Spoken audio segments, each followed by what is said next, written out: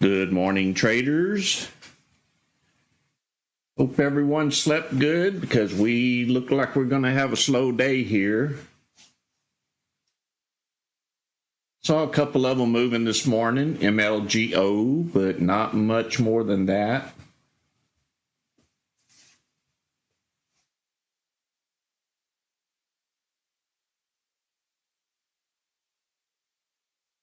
Hopefully we'll have a good one at 6 o'clock when the market opens for us. Make sure your chart's on EXT or you won't be able to make a trade. And that EXT is located under TIF. If you haven't set up for pre-market, there's a video on it over in how-to videos on Discord.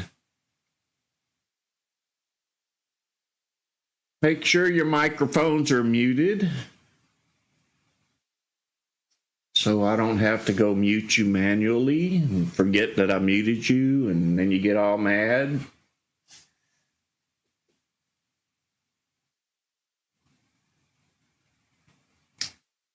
Good morning to everyone on YouTube and on Discord.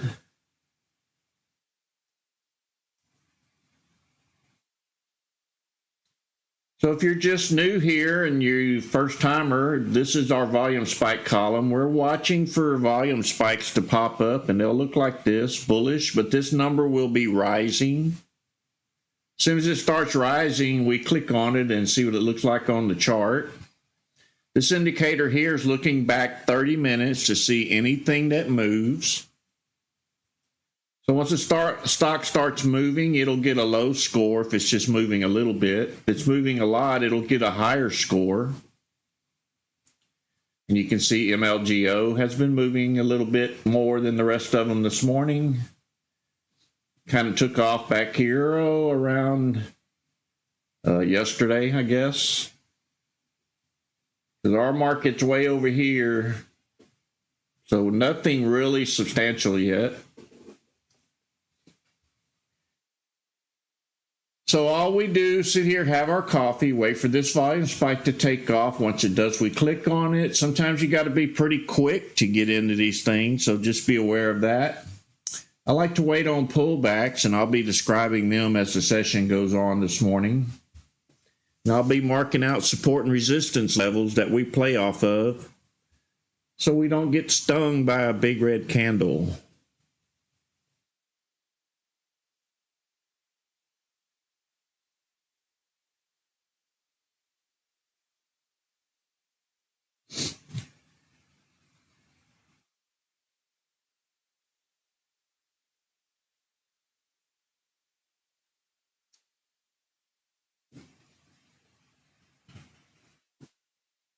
Got about a minute to go here before market opens. I'm not seeing anything promising for that opening.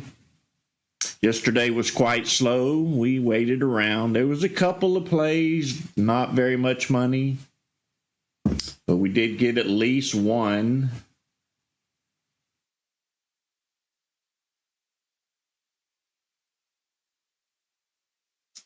MLGO may go up here. It's giving us a temptation, but be careful at 6 o'clock. It could sell off. You never know which direction they're going. This is the stock market. You see this spike up here kicking in. I'll click off of it for a minute. You can see the numbers rising. That's what we're looking for. As that number's rising, so is that candle. Good luck to everyone. Let's see where this goes. I'm also watching up here for other movers. I'm going to click on ARCS here and see what's happening. That is $1.14 stock. It seems to be just stuck there for the moment. So it's only pennies it's paying out, so be very careful. The number is clicking away. You can see it's up to 20.57.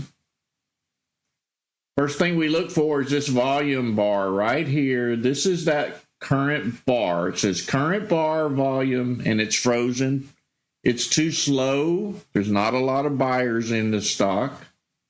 It's even pausing at times. We can see MLG pulling back without even going to it. See how we had a good warning for this, no volume, and then all of a sudden it just lost every bit of it. It was a trap. Here's MLGO. It did not take off at market open as I predicted. Lucky guess, I'll admit it. Just making the point that they could go up or down at market open.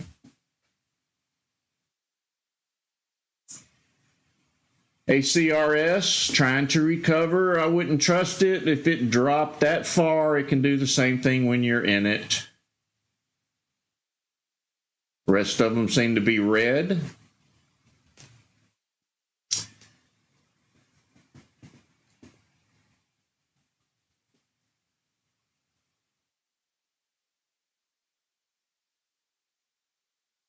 So as you can see, the stocks come to us. We don't go searching for stocks. If they're going to move, they're going to pop up here in our pre-market scan. And they're only popping up because of these indicators, not because it's a pre-market scan.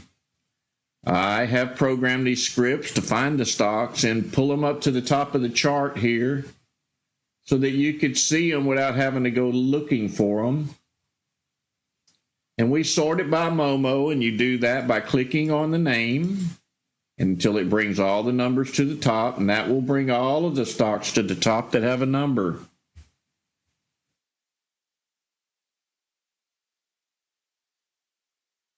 ALT moving here, $5.57 currently.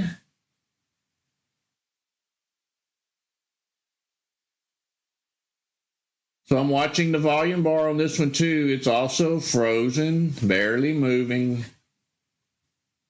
Need the buyers to come in. The best way to play this one would be wait on the pullback to see if more buyers come in to drive it up. Right now, it could just drop.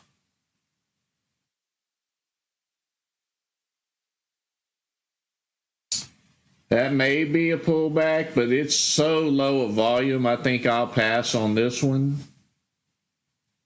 The volume has actually stopped.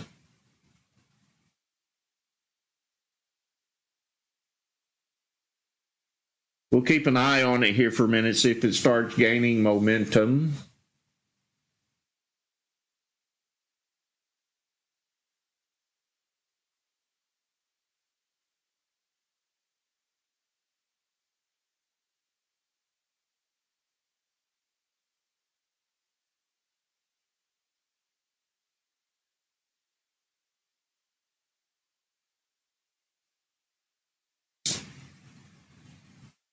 Yeah, I think it's kind of frozen there.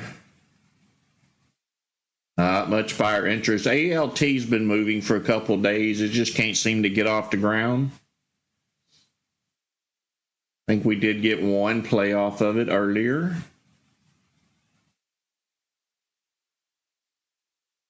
It was Bob. It tried to move yesterday, just like it's trying to move this morning. I think if you probably watched it all day, you may get a little bit out of it, but who wants to watch them all day? MLGO pulling back. CYTO taking off here. It's a 43-cent stock. I will stay away from it. You penny lovers can tear it up if you want. So keep in mind, we're always first to know on this initial run up, and then you get the profit takers come in, and then everybody else finds it. So I'll mark this red candle. When it closes, that's when I mark it. And I mark the bottom of the body or the top of the body of the candle, not the wicks.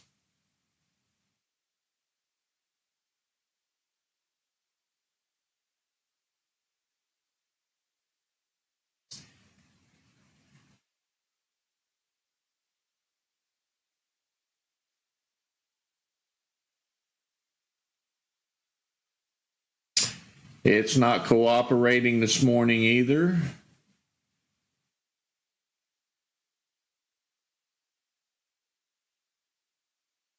Okay, that candle closed. Now, this is a pullback. If it happens, it's kind of hard to get these to work on penny stocks, but this stock should bounce right back up to that line. Let's see if that happens. I'm not seeing the volume for it to happen, though. We're kind of stuck at 9427. Penny stocks have to have a lot of buyers for this thing to work, and they don't this morning. So no entry on this one. There's not enough people to make you any money. Don't chance it.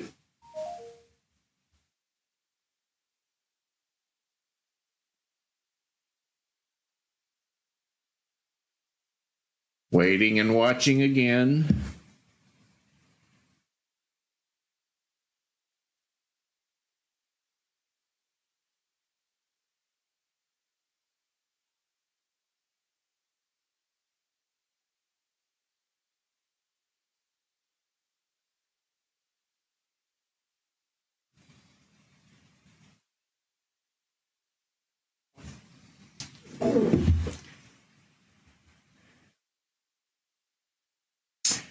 Waiting for something to pop up. ACRS, I remember that symbol earlier last week. No volume. This is the key right here. If we don't have a high volume flow, don't even think about getting in. We are volume and price action players. Come here every morning, watch me do this over and over again. We'll be watching volume and we'll be watching price action. You have to be able to read these candles to make any money. If not, you're lucky guessing it.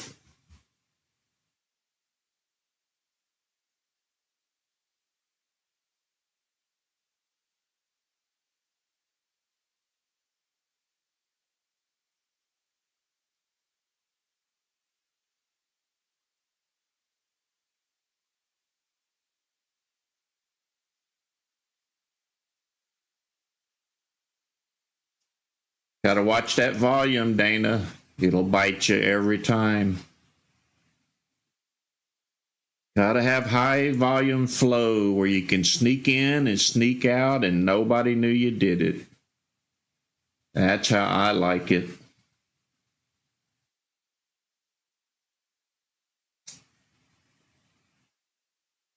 Not liking this long pullback on this stock.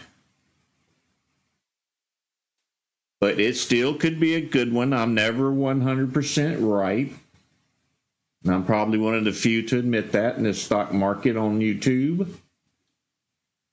Nobody is perfect. Nobody has the perfect system.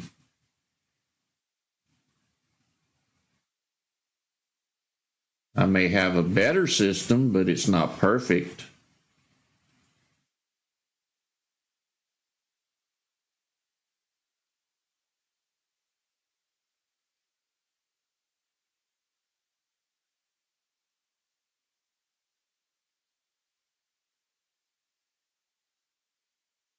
Didn't like this one because when we first clicked on it, I seen everybody lost interest in this stock. That's these red candles. It did not go. It probably sit here for a minute. They gave up on it and sold it off. Now here's a few people that thought maybe it's going up again and they didn't, and they selling off and they had to lose a little bit of money.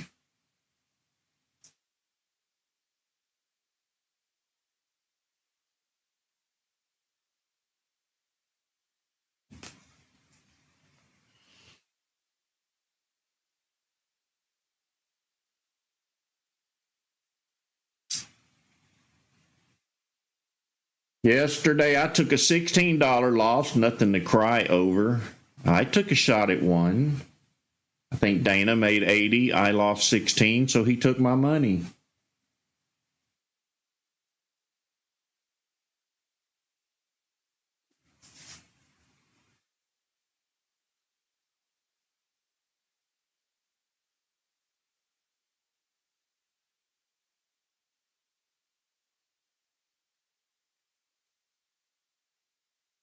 Patiently waiting here. Enjoy your coffee. There's no need to panic.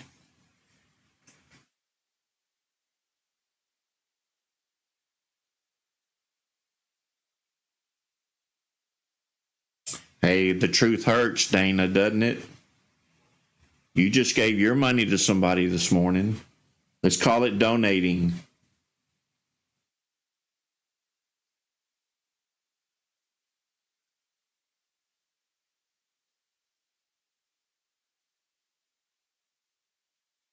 NE is moving, but it's been trying to move. We may be late on this run, so will it go? I don't know. I don't like playing them here. I like playing them down here. This looks like it made several attempts over the last 10 minutes, and it eventually made it this high, but how much higher can you expect it to go? It's already at the high of the morning or day.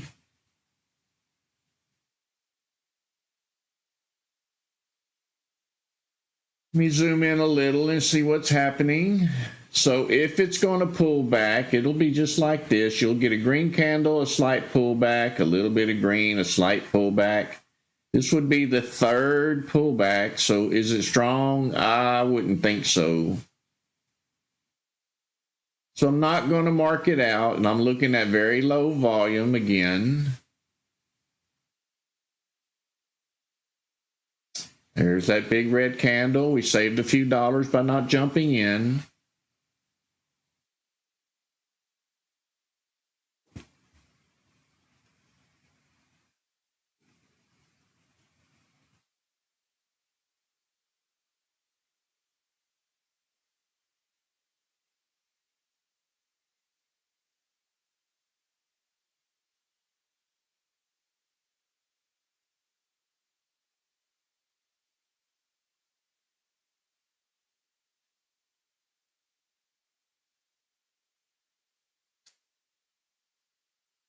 Uh-oh. Old person clicking the wrong button there. KMDA still bouncing off the bottom, and we're aware of it. You see how sensitive these are? We know the moment a stock is moving. Sometimes they click in a little late. That's why I said this software is not perfect, but it's pretty good. We love catching them at the bottom, catching that first pullback for that second run up. We try not to chase green candles, but sometimes the temptation gets to a few of us.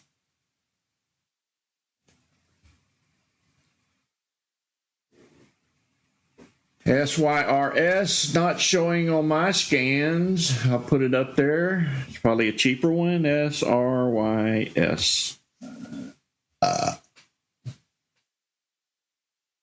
Well, did I hit the button? I did. It's not doing nothing. Got to watch this section right here. Call them out when this is moving. If it's just dead, there's no sense in calling them out.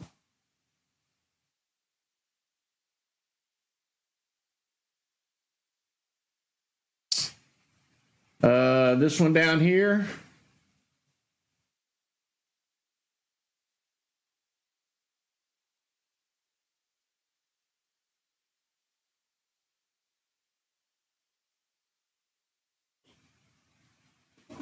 SYRS, okay. It's pulling back.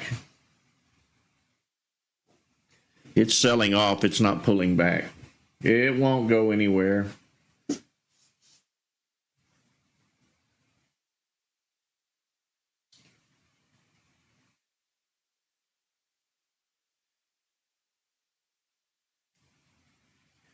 TJ, this is called the Dominator. It's over on Discord in current setup.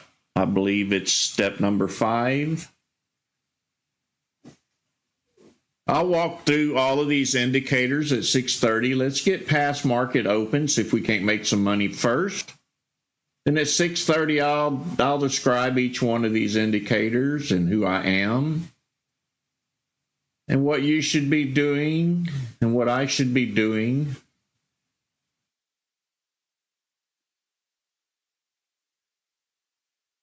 I'll give you a brief description of it, though. This is our volume bar. We don't use the up and down bars. Ours is in a label format. We watch the current candle. And over here, I was monitoring, and still am, the entire volume of this stock. So it lets us know if there's more buyers or more sellers in the overall performance of the volume. Currently, we're at 55% more buyers, and you can see barely moving up here. Now we're at 100% sellers. They gave up on it. Well, you couldn't visually memorize how many times there was more buyers than sellers, and what I did was I converted this label to a line chart. So now the green line is the buying volume, and the red line is the selling volume. And you can see the sellers and the buyers have been chasing each other all the way to the top as the volume's been increasing. What we like to see is this red line drop off and this green line take off, which would be more buyers and sellers, and that price will take off. So this is not a delayed indicator. This is the actual volume right here at the very tip of these lines, happening right before your eyes. It's as live as I can get it. There may be a slight delay, but it would be minor if there is. So if all of a sudden the buyers came in and the sellers dropped off, this red line would drop down and that green one would take off and continue going. It's a visual of volume is what it is. I think it's a wonderful creation. And I thank the man upstairs for leading me in that direction.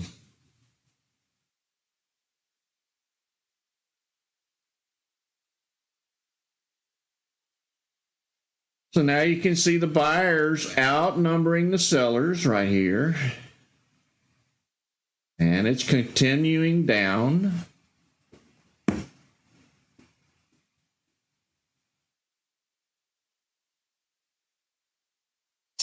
Dusty Toss doesn't give us the float. They have something that's called shares, but when I compare it to float, it's nowhere close. I do have a low float scanner, but it's actually filtering the shares. And when you look at the low float scanner, they are lower float, but the numbers don't match on if you went to go check it somewhere else that has low float.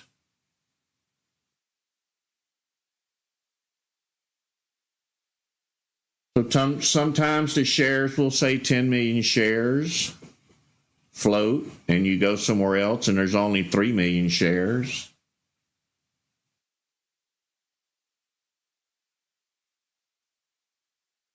CYTO, we've played this one before. Maybe it's bouncing between the lines here, but it's only a couple of pennies. It's a cheaper stock. I'll stay away from it. If you notice this indicator here, this is the pullback indicator, and it goes with the pullback scan. Actually, it goes with any scan, and it lets us know if there's a green candle right after the red ones. As in this picture here, it's saying, hey, we have a green candle after a drop off. Come and take a look. Same thing with this one. There was a red candle, then a green. Same thing with this one. Well, that one's gone away.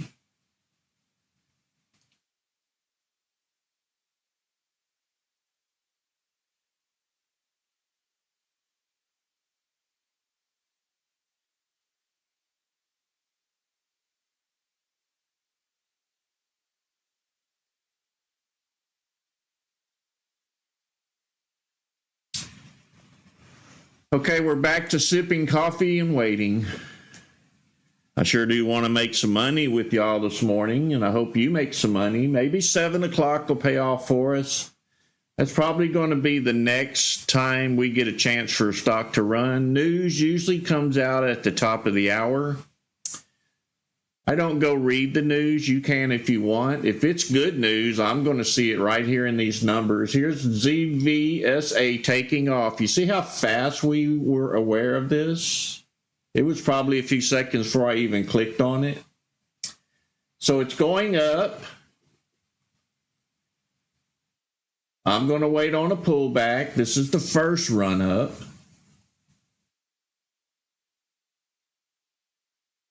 This is probably going to be a quick pullback here. It's probably going to take off.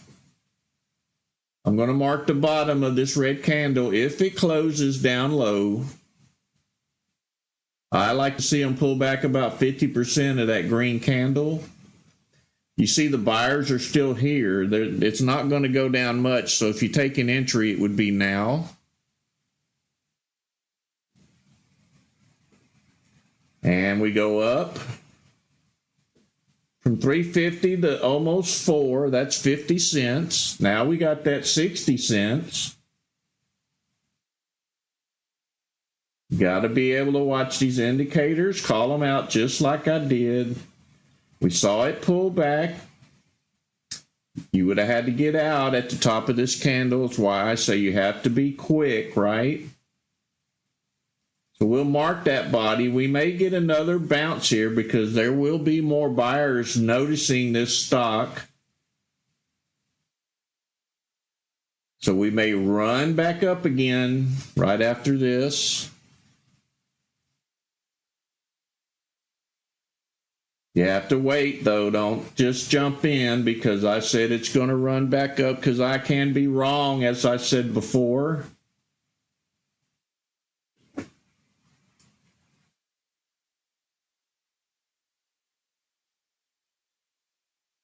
Lots of profit takers. We can see down here the red line is the sellers, and it's going almost straight up. This is where it's going to bounce, if it will. You see the sellers laid off. It's now flat, but also the buyers laid back. But we may get a bounce here.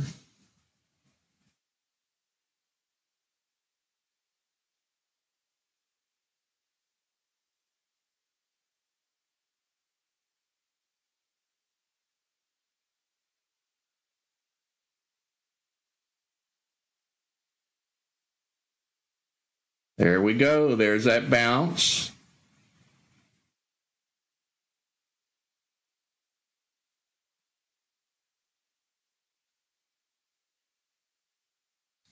It's kind of a weak bounce, but I'm looking at the buyers down here. They're still pretty strong.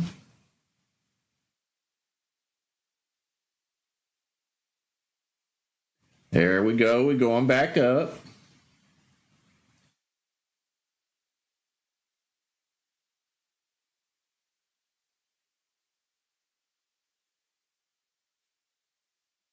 Showing weakness, I would be out at this point. If you were hanging on since back here when I called it, when I said they're going to bring it up, and just say you got in, you could have got out here before this pullback. If you held on, you're still at break even on this red candle.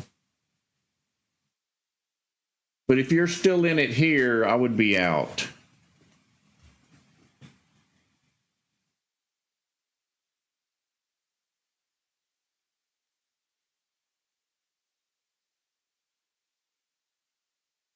That one was a little harder to play because we didn't get the entire pullback. We got a partial pullback before more buyers came in.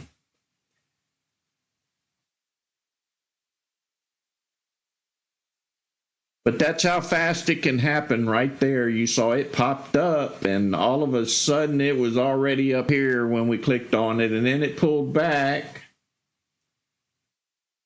And I was going to mark the bottom, which we never got. The buyers came back in and drove it up another little bit here, which I explained that they would probably do. Then it pulled back again from profit takers and made another retest up here. Now it's pulling back.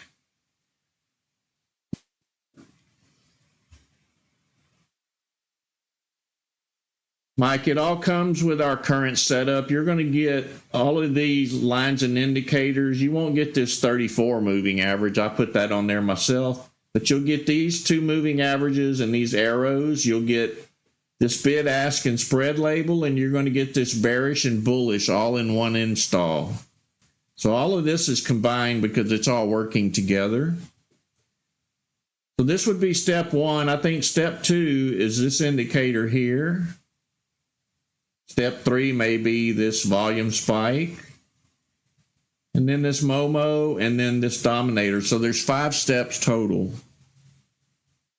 And you'll find it in current setup on Discord. It's real important that you come here in the mornings and learn how to set these support and resistance levels. They are a key to pullbacks. We love playing pullbacks. They're really successful for us. I think they're probably hitting in the 80% range.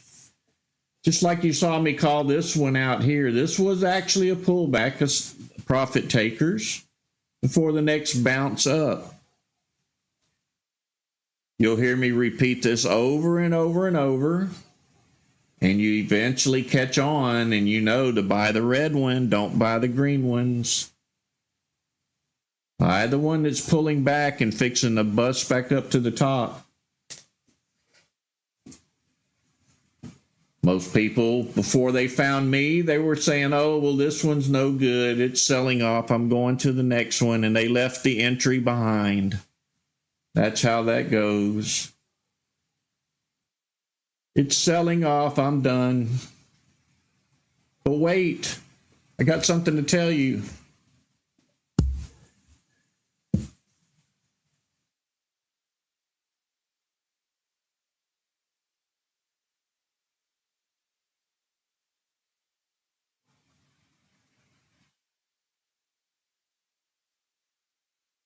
Bob, he's talking about this label up here at the top. Bid, ask, and spread.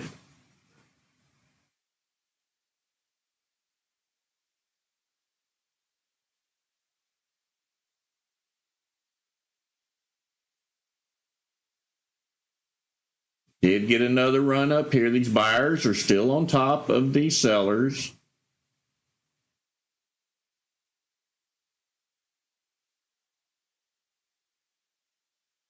This stock is acting like one of those that you keep wanting to click the mouse button on, but you don't, and the next thing you know, you turn around and it's at $8 and not $4.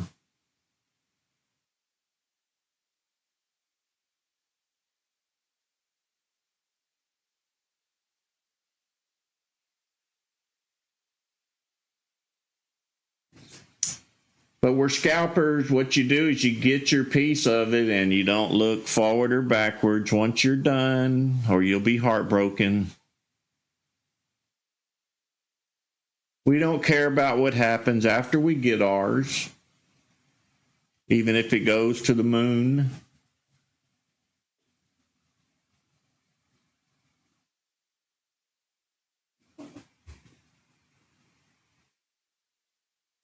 Get your piece while the buyers are here. That's the whole point. When there's high volume, like you saw here, when you see that pullback, you better make your decision really quick. If you see this wick coming back in the bottom, let's say this candle was red, and it was, I believe.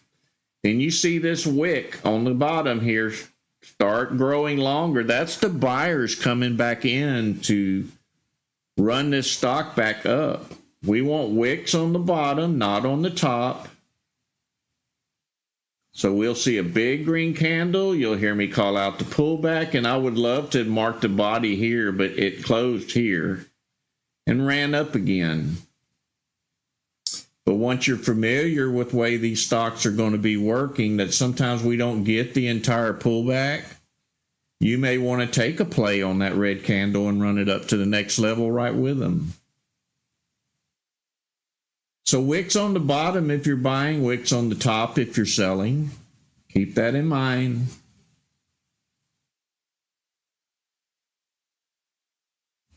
Thank you, Domingo, for your contribution. Helps me keep the channel going. Let's spread the cheer. It is that time of year.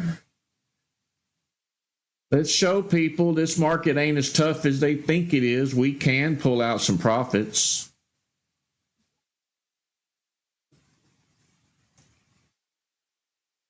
Waiting on the next one, sipping that coffee, eating that lunch, eating that dinner, depending on your time zone. You may even wish you were in bed if you're in California, but if you were in bed, you wouldn't be making any money. And if you make enough this morning, you can sleep all day, California.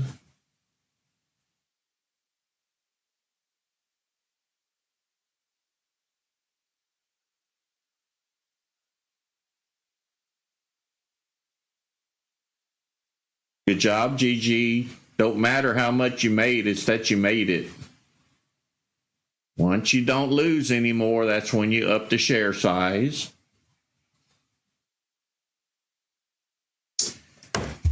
All right, we're at 6:30. I don't know if anything's going to take off. It usually does every time I start my introduction. Let's see.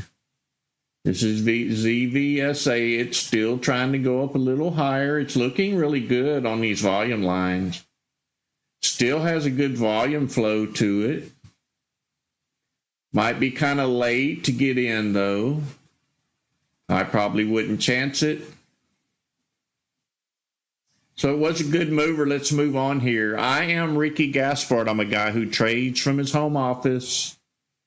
I've been trading since 1990, and I've been with ThinkorSwim about that long as well. I'm also a coder, and I write my own scripts. It started out with this volume spike indicator. I needed a way to find out when the stocks first started moving, not after they were moving. So I coded this volume indicator, and you see how it's working. It's letting us know immediately if something starts moving, and that's what we needed. Once this volume spike takes off, we look over here at this volume indicator and see if that current candle has a lot of volume. And I knew this was going to happen. Let me pause here for a minute. So we are getting a pullback here on a 75-cent stock. Let's see if this candle will close.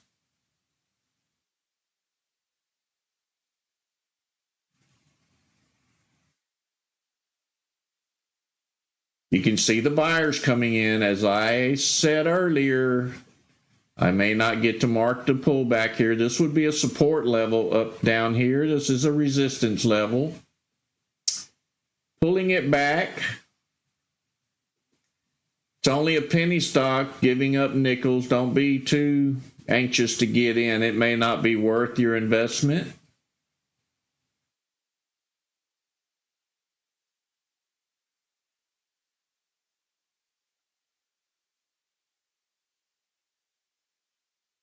Looks like they're going to sell it off. It's a pump and dump, probably. We're going to leave that one behind. And I left off with something. Anyway, we see the volume spike here. Once we see the volume spike take off, we click on it and we look at this current volume bar. We like to see a high volume flow so we can slip in and slip out unnoticed and get our profit and move on. I'm not going to worry about this stock. I also created this label up here, which is bullish or bearish, and it's monitoring this first candle just like this one is. But this one's telling you if it's bullish or bearish. This one is just telling you it has volume. I programmed these two lines in the indicator. This is the 5 EMA. This is the 13 EMA. That's day traders moving averages. Once we get a spike, we look for the crossover of the 5 going above the 13. You see the price is above the 5. That's the first initial run up. It'll pull back and then it'll run up again, and you'll see me mark these support and resistance levels. This one being resistance, the one at the bottom would be a support level right here. So it broke through support on this instance. This is the volume label I described earlier. It's monitoring the entire volume of the stock. These two on the end let you know if it's more sellers or more buyers in the overall volume. This one here lets you see it visually. These are the sellers, these are the buyers. This is not a momentum indicator, it's actual volume. Keep that in mind. The angle of these lines do not say the price is going up. Both of these two lines could go up and that price could drop because the sellers are right up there. So the bottom of this indicator is low volume. The top of it is high volume. So monitor this, learn how it works, because it's very important to understand what's happening on the price action up here. Never trade off of my screen. My screen can be really delayed sometimes, and it could cost you money. Make sure you get set up with these files and trade off your own computer. If you haven't subscribed to my YouTube channel, I'll put the link down there in the chat. That's where I launch all of the new indicators as I create them. Watch the new videos, watch the old videos. They all teach you something. There's the link to the YouTube. The older videos you'll watch as all these indicators were born over the last 6 months and have really helped out a lot of investors. It's even helped me out. I created them and had to learn them myself. Sometimes I wonder how these things happen. All I can do is give thanks to the man upstairs because he's been guiding me through my lifetime. And every time I say a little prayer, I get an answer, and here's my answers right up here on the screen. So when you are watching a YouTube video, when you are done, in the description of that video is going to be a link to our Discord. That's where you will find all of these indicators. If you're unfamiliar with Discord, as soon as you sign up, click the Start Here button, and it will give you a few steps to help you make your way through Discord and just explain briefly about how to navigate through Discord and where these files are located. This setup you see on the screen is located in Current Setup on Discord. There's 5 files there for you to load. This one here is going to be down in TOS scripts. That's another channel. So look at Discord as one channel, but look at it as it has multiple channels inside of it, and that's what you'll see on the left. I hold these live streams 5 days a week.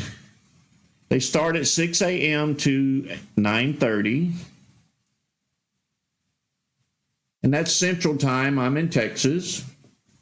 Come here to these live streams and learn these indicators. I'm going to teach you what they do, how you use them, when you enter, when you exit. I try not to call the exits. That's on you. But sometimes I will. If I see weakness and you don't, and I see somebody bought it and they didn't say I'm out, then I will say, well, maybe you need to be out about this time. So I'm not going to tell you to get in. I'm not going to tell you to get out, but I will show you where the entries are and sometimes the exits. We do this over and over and over. It works about 80% of the time. That's very high rating for the stock market. I'm sure that rating will drop down to 70 or 60% one day, but then right back up to 80 or 90%. I've seen it way up there. The good part about it is we have more profits than we do losses. If you listen to what's going on here each morning, you will catch on and you eventually will break away from me and hopefully stick with us and teach other people as well. They all need to know this. It's all free. It's not costing anybody anything. And that said, I want to thank our Patreon subscribers to helping keep this ball rolling down the road and keep it moving forward to help other people that are struggling in the market. Once you catch on, we all help each other. We all answer support questions in support. There's no one person that's running the whole show. We all run it. We're all brothers and sisters here helping each other out. So reach out to someone that you know is trading and struggling and send them over here. Let's teach them a thing or two. I thank you for joining us this morning. And over on Discord, let me say one more thing here. We have some channels that are called Trading Floor. You'll find Gregster and River Play Stat over there doing their due diligence on stock picks, and they post them throughout the day as they come available. It's been few pickings lately, but they do post some good ones when they are happening. And over on options trading, we have It's Me Bob. He's like the king instructor over there on that channel. I actually created that channel for him. He's very good at options. Watch what he does. Listen to what he has to say. Occasionally, he holds a live stream. And he'll take you a little bit deeper into options. So reach out to him. I'm sure he wants to hear from you as bad as you want to learn. Ask him when his next live stream in. He'll let you know. And thank you for joining us as we wait on 7 o'clock and wait on this volume spike to take off.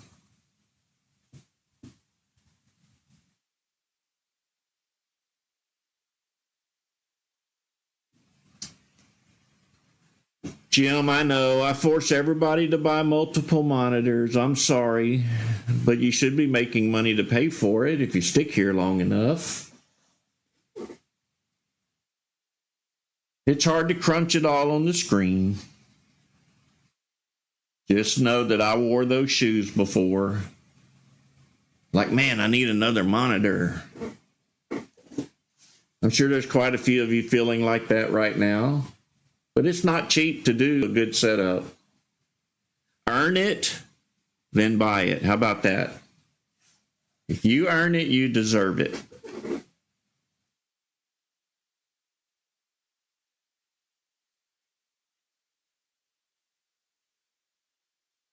Yeah, I have a computer downstairs. It's just one 17-inch laptop, and I just switch from MarketWatch to charts.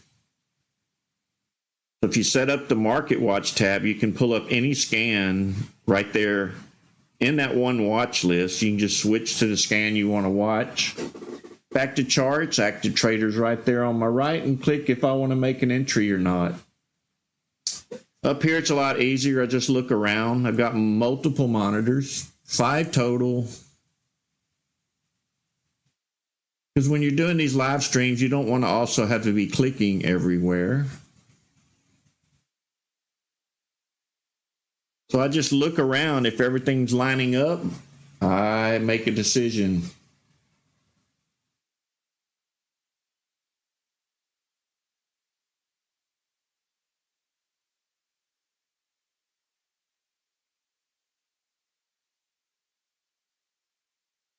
So if you haven't liked the live stream this morning,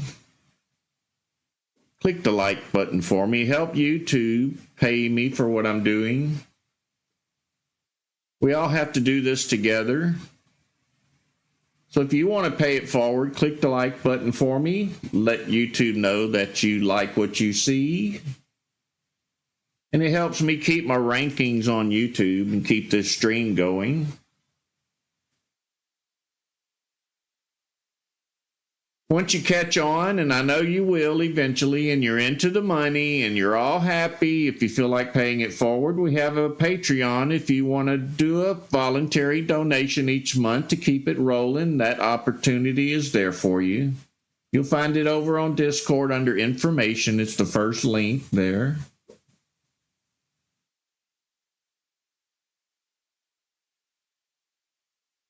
Just remember, nothing is a requirement. I don't ask for your money. It's all voluntary. If you like what you see, show your respect. It's fine. Help somebody out. That's the main thing.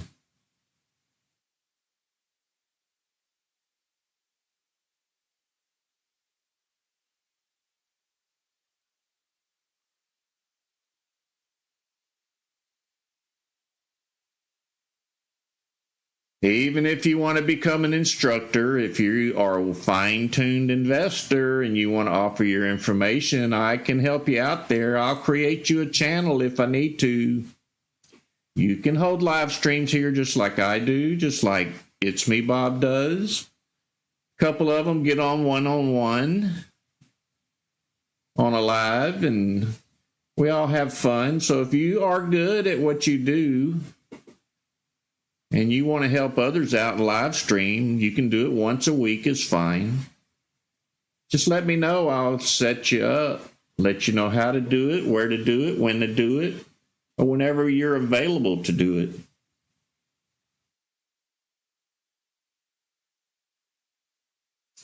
George, I do not have indicators for TradingView. I don't know PineScript.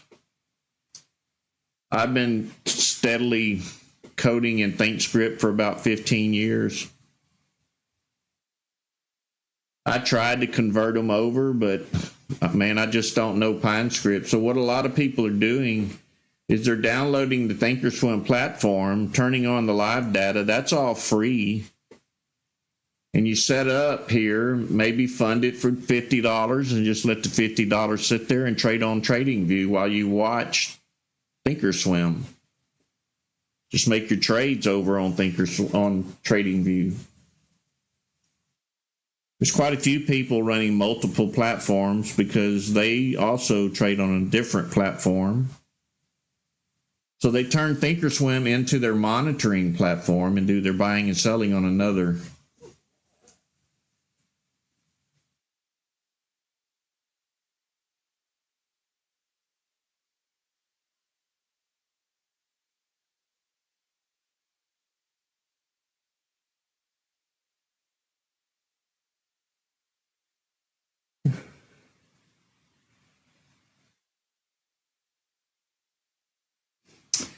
It's an individual install on this up thing. It's over in TOS script near the bottom.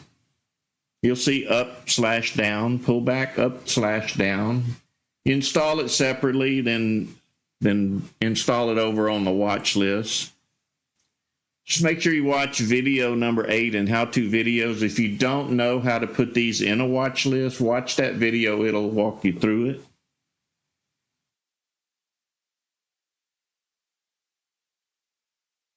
Thank you, Dana. Very much appreciated. Thank you for the kind comment.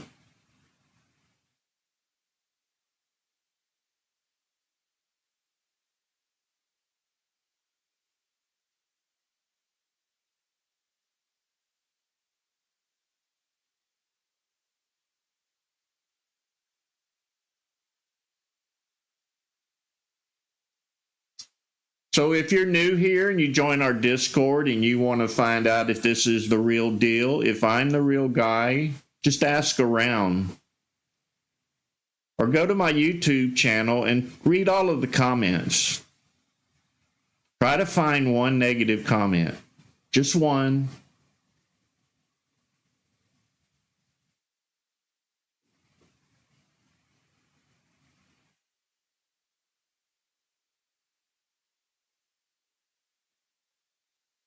We're talking over 2,500 investors over on Discord with no sour notes. They may only be sour if they miss a trade, but they're not mad at me.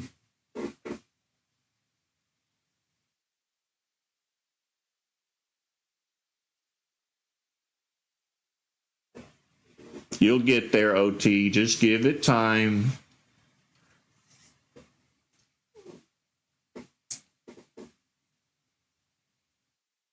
I know.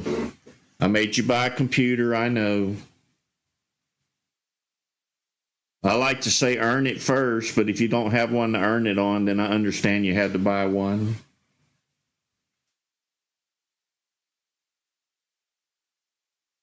I earned mine.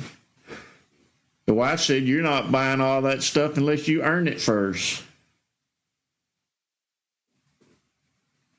Okay. That's what I got to do.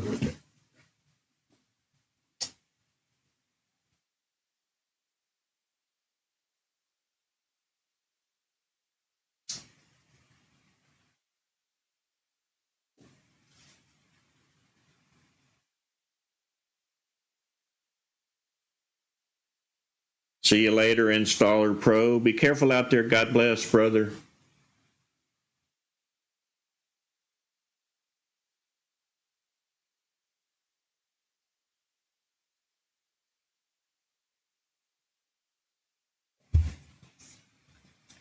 So we got about 10 more minutes to go before 7 o'clock. You can see everything has calmed down. There's no need to go searching for something to buy. There is nothing. Because if there was something moving, we would know first, right here. You're paying for a subscription service for somebody to tell you, hey, this stock's moving, and you click on it and it's too late. Why would you pay for that? I paid for it for years. $800 a year for one or two stocks to pop up too late for me to get in.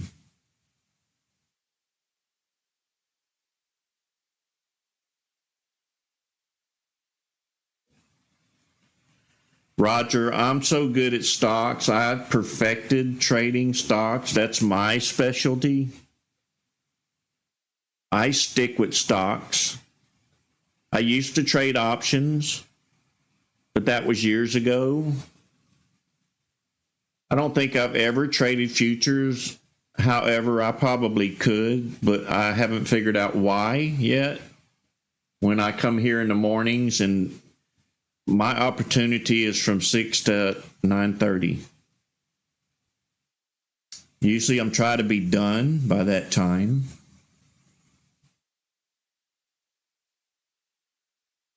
I think it's because futures is too slow for me. I'm a fast-paced kind of guy. I'm a scalper. I want my money in minutes, not hours.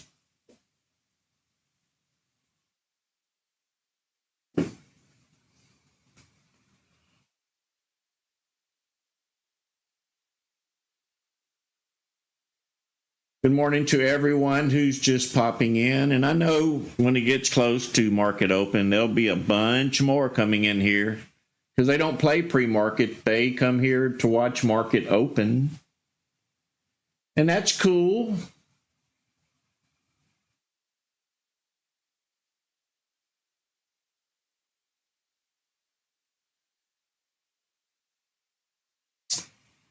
DM, I have a video on trading pre-market, and it shows you how I do it. And I use the buy the ask, sell the bid buttons as my limit orders.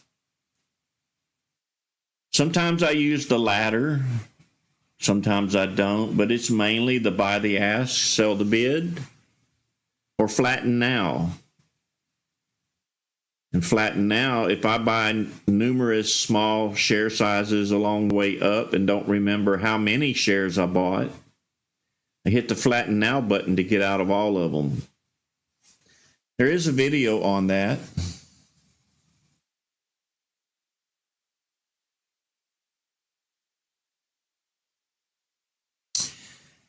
Daniel, because the market's been dying at 9 o'clock, and I don't like sitting here waiting on one or two stocks for 6 hours.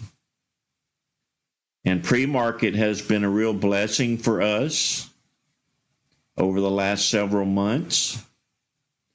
So you can, if you buy enough shares, you can make your money before the market opens right here in pre-market with a lot less hassle. There's not a lot of people in pre-market trying to drive it down as you're trying to drive it up. Most of them want it to go up. That's why you see volume spurts and then they die off. And we play those volume bursts.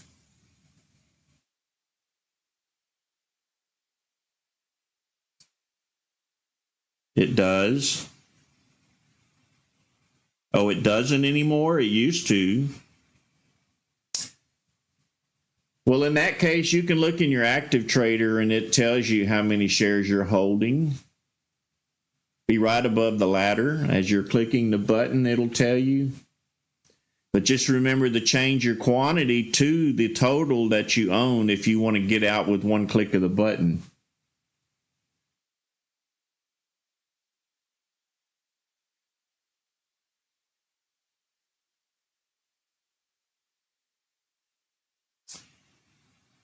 Trout, are you on a high-speed internet connection?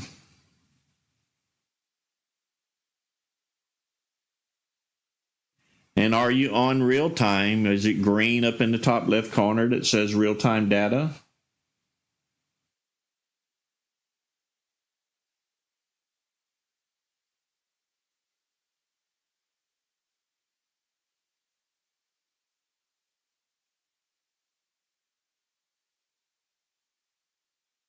Well, if you have those two done, I don't have any lag. I mean, sometimes I do, but it's not enough to complain about. Most of the time, the lag is me. But if you have those two things turned on, then you may want to contact support and find out. Not my support, Schwab's support.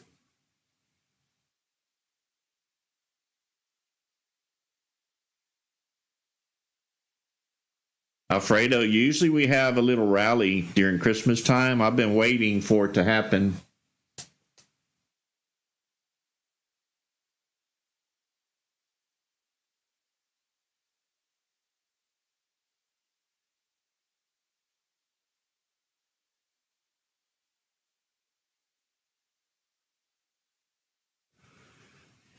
Well, if your order doesn't get completely filled, you have to remember somebody has to be selling if you're wanting to buy. So in pre-market, if you're trying to buy 5,000 shares and somebody's only selling 3,000, well, you're going to get 3,000 and you have to wait on the 2,000 because somebody needs to sell them. They don't, it's not like our economy and not like our federal department. They don't just print this stuff. Here they have to actually have a seller, and that's the way the Fed should be as well.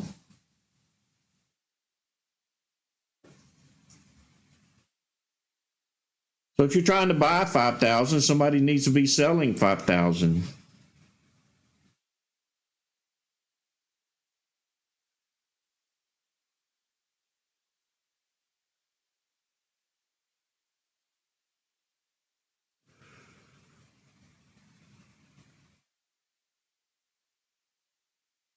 Daniel, if you watch what I do every morning and see how much money is made, you don't fret the little stuff. If they kept $5 or $10, so they did.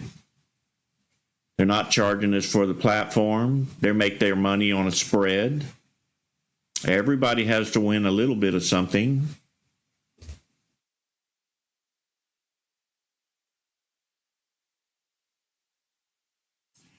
Joel, I don't just play penny stocks. My price range is $5 to $50. It appears that we play penny stocks because that's usually all that's moving in pre-market. But if you stick around here, you'll see Tesla and Microsoft jump up in this pre-market every now and then if they have good news. My price range is actually $1 to unlimited. So any price range can jump up here in pre-market. It's just that they're not trading on the higher price stocks. Most of the time in pre-market, it's anywhere between 25 cents to, I'm going to say $8, maybe $10. And occasionally the large caps pop in here. So we're not just trading pennies, we're trading the entire price range. They're just not showing up in pre-market.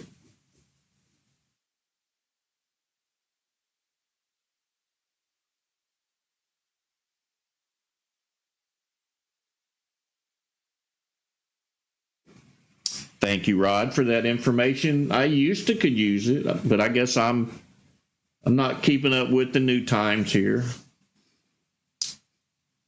I am 67. I have been on this platform over 20 years, maybe 25, might be 30. So I don't know the rules anymore. I just log on and use it, right? Of course, the new people need to know all of this kind of stuff. So I'm retraining me as if I was just starting out. And that's reflected off of my videos. I have to ask the new subscribers, well, what video do you need? I don't know. I'm not a new one. I forget what the new person needs to learn.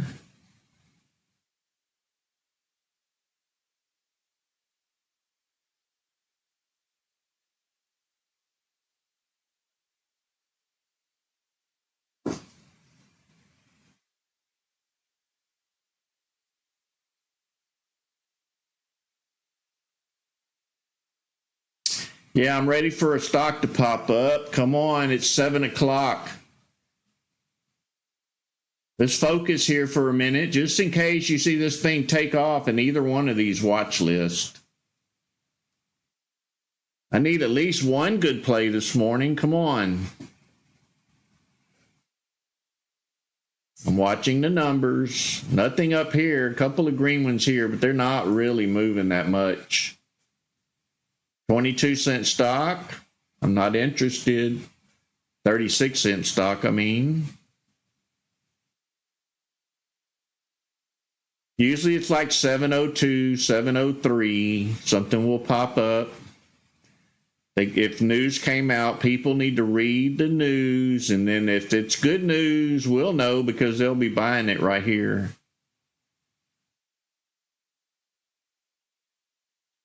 So I let them read the news, interpret the news, and when they start buying it, I'm told, hey, this stock is moving, and I didn't have to go read the news.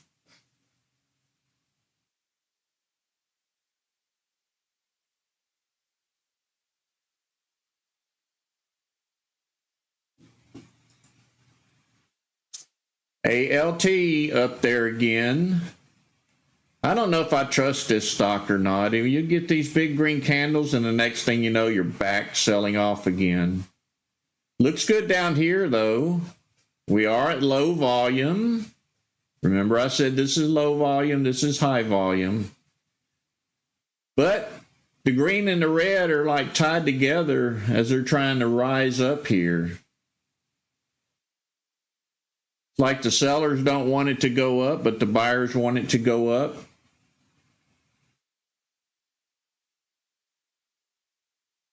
Going to stay clear of this one. You can see the volume's already died. And it's made several attempts already. No sense. Don't tempt us anymore. Now back down there by the red ones.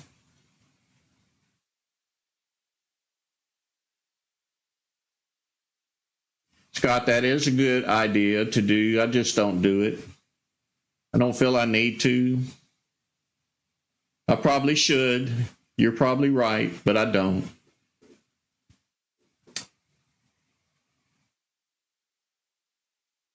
I try to cut corners, cut down on the workload I got to do just to get into a stock, so I wait till everybody else interprets it.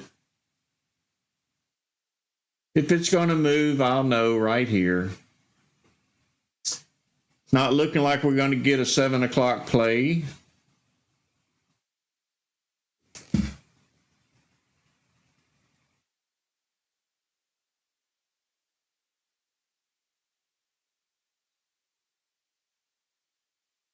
Understood, Scott. I used to read the news.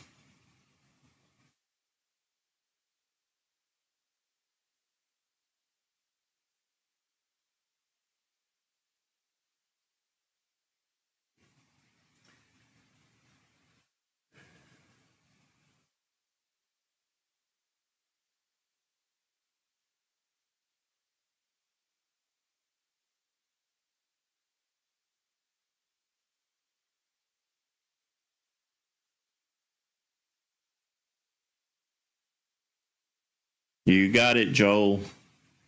We'll do that over and over and over every time we get the opportunity. Sometimes that second run up after the pullback is even longer than the first run up. I always prefer the pullback after the first run up. And sometimes we'll even play the second pullback, but not on the third pullback. You got to be really brave to play it that high up.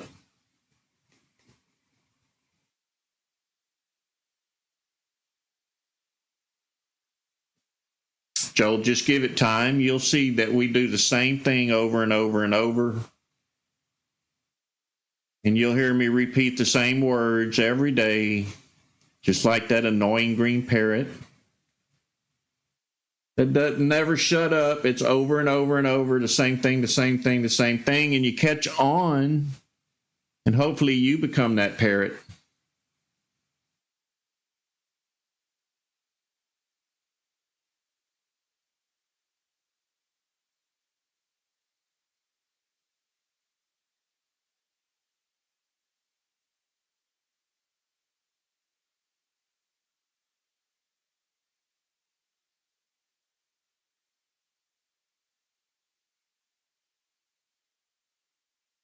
Me too, imputed. The older we get, the more handicapped we become.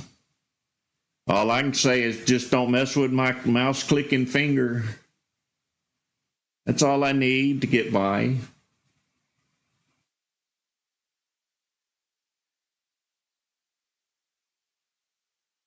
There's no emotions here, Joel.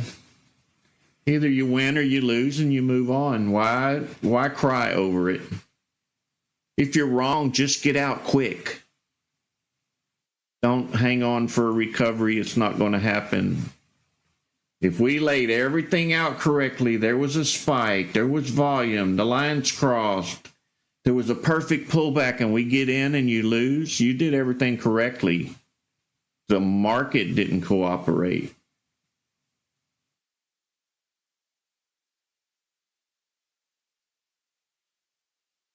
Little tiny movement, little tiny candle.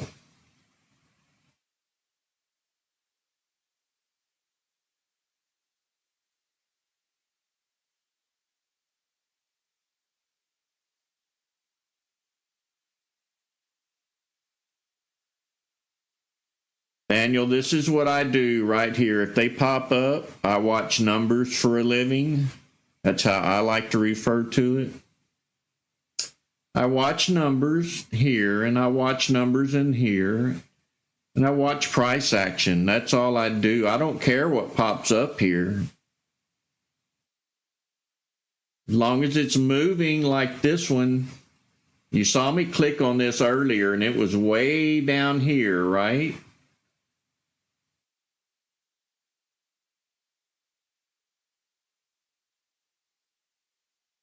So if this is strong, we'll get a pullback.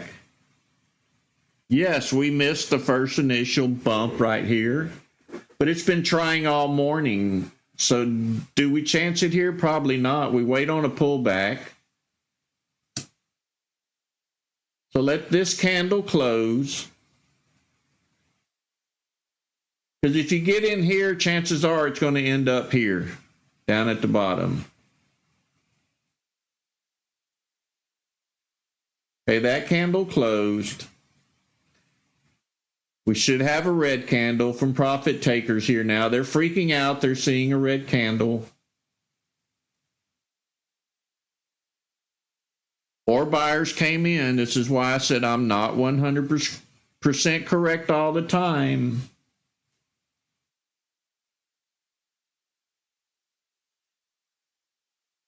You're a seasoned investor. You know what I'm talking about. You cannot predict the market.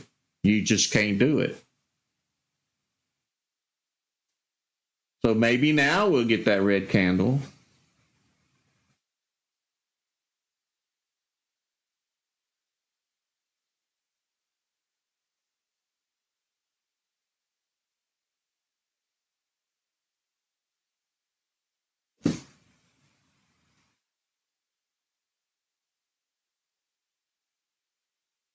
Long wick on the top. What does that mean? Sellers.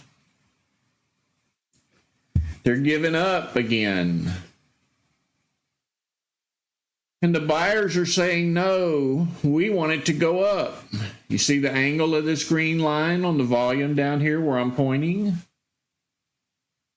You see the sellers kind of fading away?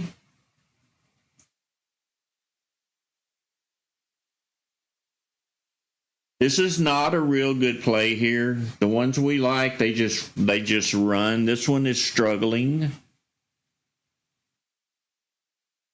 So if you tempted it and you're in profit, just do what you think you need to do. You can hang on or you can cover just in case. We did not get a strong pullback. That's how it's been this morning. We've been getting short pullbacks, and then they bump up a little bit more and then drop. So we haven't had a real clean entry yet.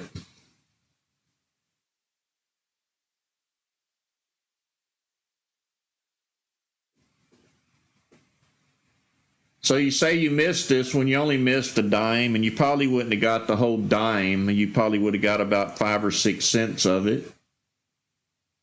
So no great loss on this one. At least you're not stuck right here holding 500 or 1,000 shares, wondering where it's going to go. The move here would be stay out of it.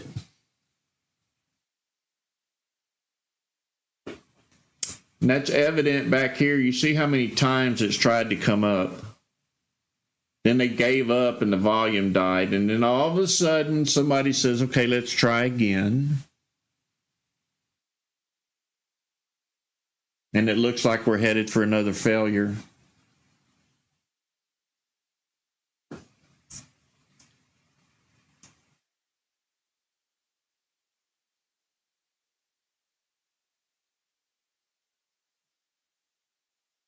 Let me back out of this stock a little bit. Let's look at the big picture here. So we see this is our resistance level right here. We marked it earlier.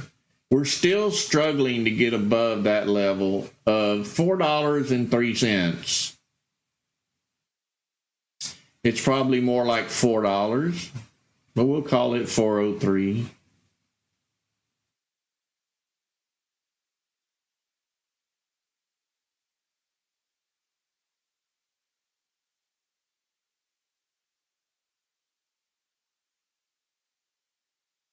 See you later, Gordon. Have a blessed one.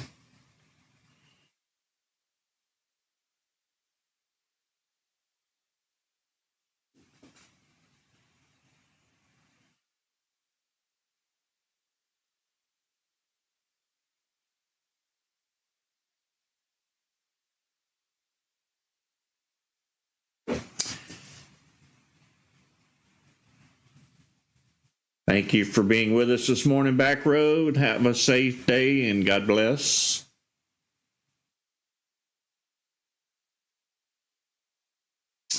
So MLGO still trying, bouncing around. It's still trying to go up.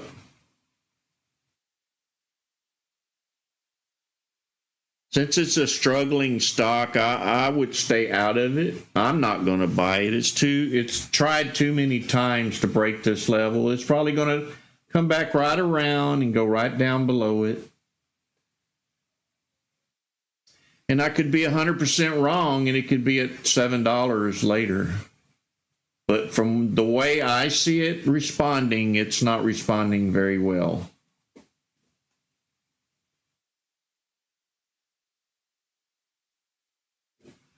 Even the volume down here is saying it could or it couldn't. You see the sellers chasing the buyers.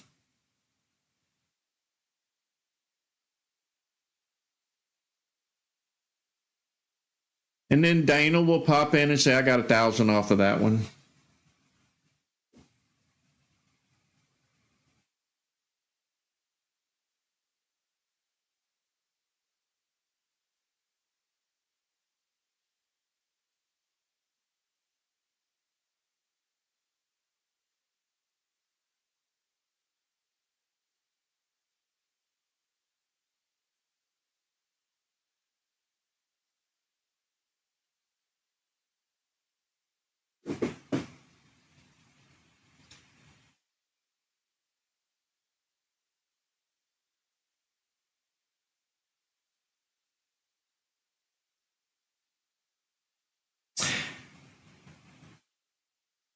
Dana, you're part of the morning show. You just don't know it yet.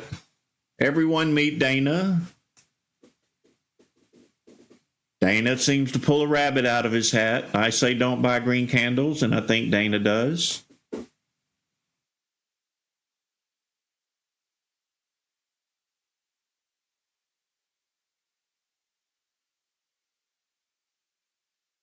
Good morning, Jimmy.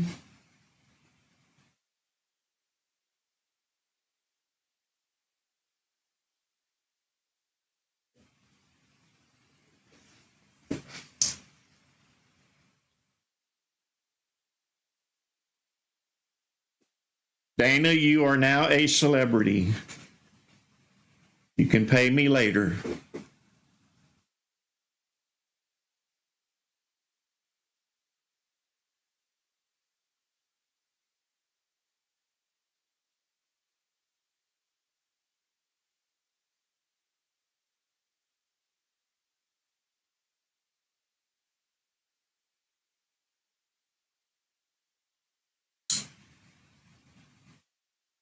I'm watching MLGO make a liar out of me right here.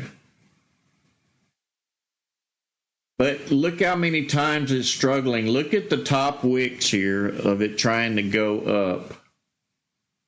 The sellers keep wanting to drive it back. It's evident down here. The sellers are right behind them. It's a struggling rise. We don't like these kind of stocks.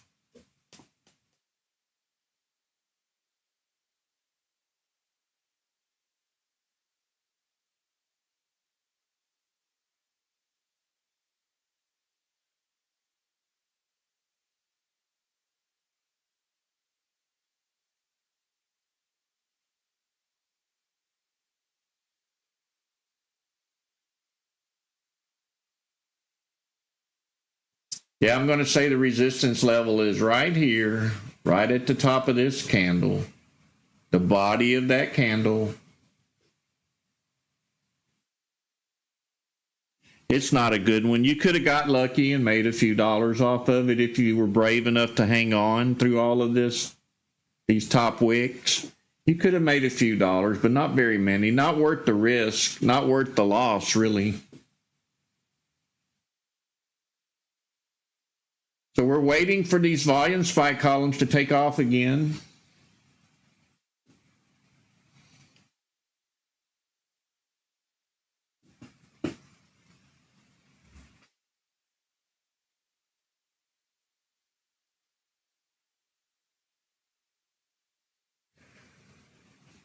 Thank you, Mark, for your contribution. It's greatly appreciated, and I hope you have a very blessed day. Helps us keep things going.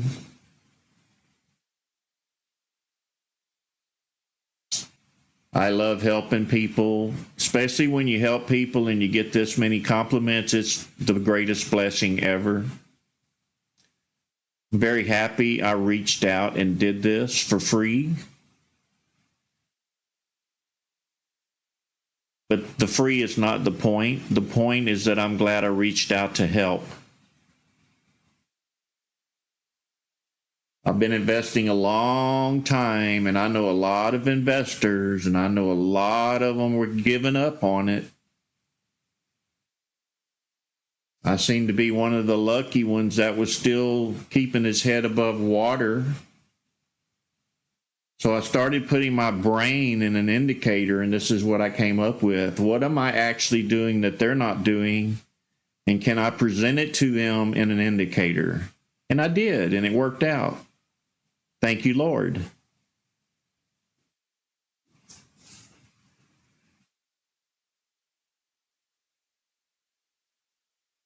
Good morning, Jimmy.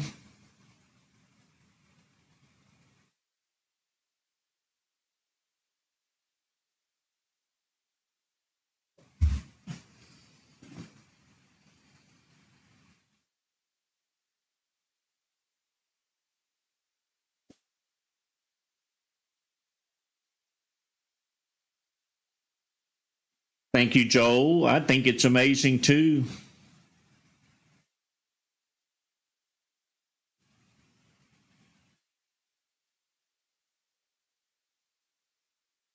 Good morning, Obispo.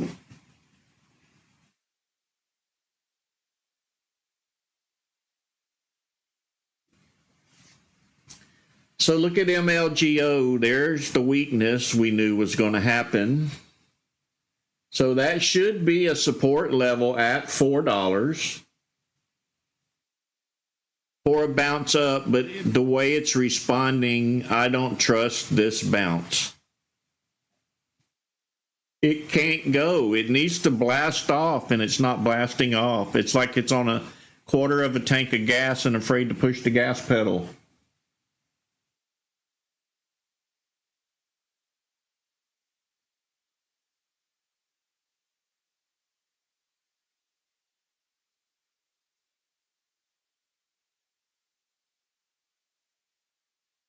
Thank you, Hawa.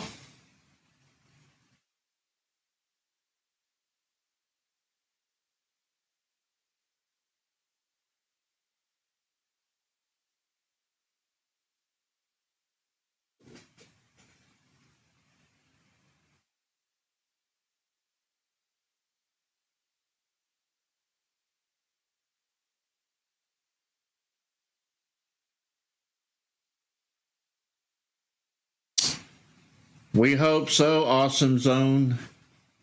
We try to keep it real here. If you want to know the truth, just hang around. It'll come out.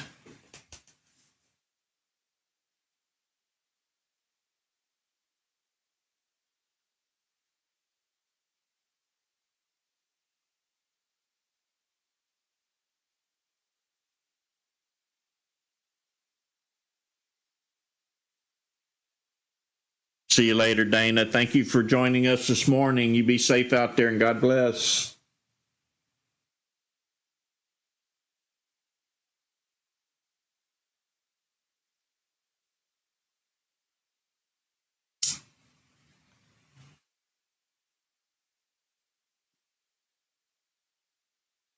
So right now we're watching the volume spike column. I'm not seeing numbers moving. This is probably just a single purchase here of somebody hoping they can drive this stock up. This one's moving a little bit. It's a tiny candle here that you saw disappear. So if you're just popping in, we're watching this volume spike column. We know instantly when a stock starts moving. Once the stock starts moving, we watch the current candle volume right here. If that current candle has a lot of buyers coming in, we either make our decision to buy or we wait on a pullback, which I'll mark out with support and resistance levels. Once it pulls back down to a support level, that's where we make our entry if everything looks good, and play the next run up on the stock. That second run is usually stronger than the first. This morning volume's kind of low. We've had few stocks to pick from.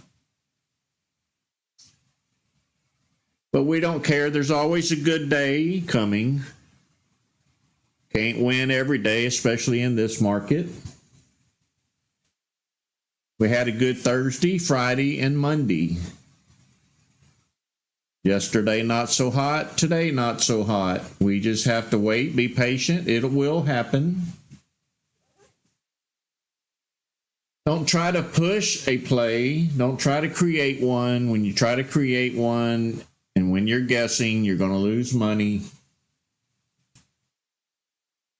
Follow what I do every morning. I will call out every indicator. I will call out every movement of this stock. We play volume and price action. That's all we play. And it's been working great.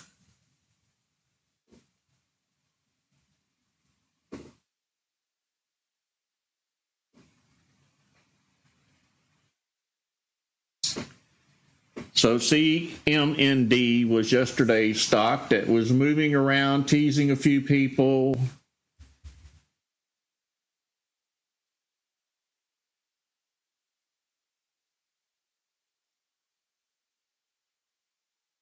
So let's see market open on this yesterday. I think it was pre-market. So you would have had to wait around till like 10:15 for it to start getting active.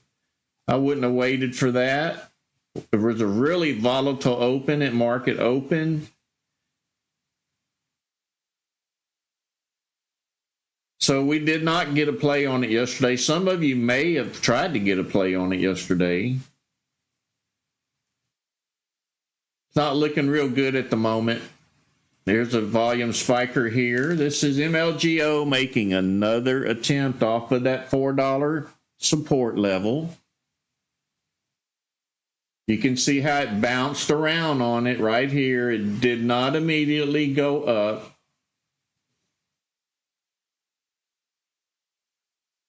The stock's very unpredictable. We stayed out of it this morning.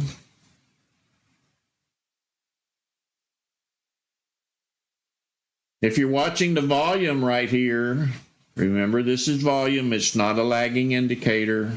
These are the buyers. These are the sellers.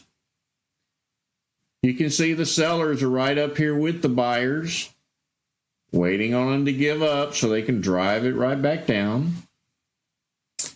We are at resistance right now. Let's see if we can stay above it.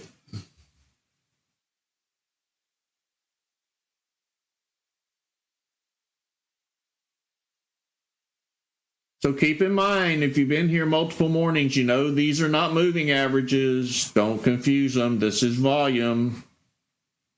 We're watching volume in a line format. The green one are the buyers, the red one are the sellers, and they're not actually buyers and sellers. I will confirm that right now. This is positive volume and negative volume, up and down. I don't have access to buyer and seller data, but I did create something that's very similar.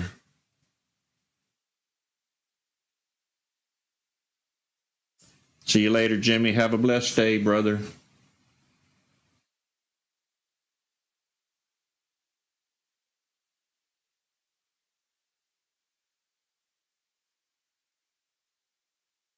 GMAC, I agree. And sometimes that don't even work right. Sometimes I don't even listen to myself. And every time I don't, I lose money. So we did break through. If you want to chance it, you can. It's too unpredictable for me to even tell you to get into it. I can't predict it. Is it going up or is it going down? If I say it's going up, it'll go down. And then if I say it's going down, it'll go up. So they are pumping it up now.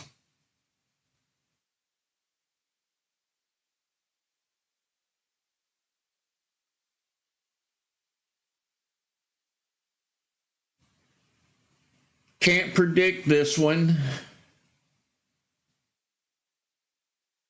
If you were able to watch it all morning and hang on through all of this mess, and you were able to call this support level here and you got in, I want to hire you.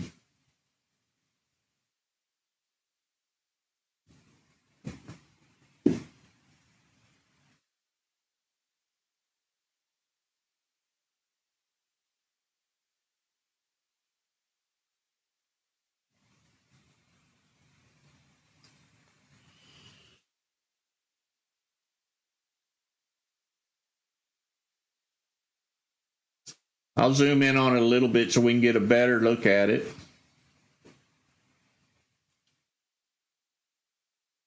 I can go ahead and set a new level here. So now this one becomes support. This one becomes resistance. We really need to come down and test support before running up. That doesn't necessarily come true. More buyers could step in at any moment and run it right on up. The whole point is we're watching it. We've been watching it all morning. It's been a risky play. Watching the buyer line, the high volume of the buyers turning down, the red one's turning down. They're giving up on it when you see this downward turn.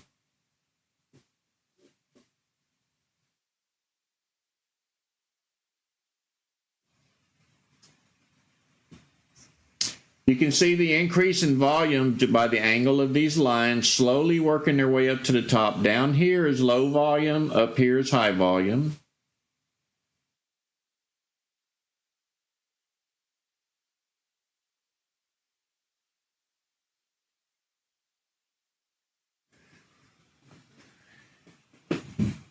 Looks like we may come back down to test support.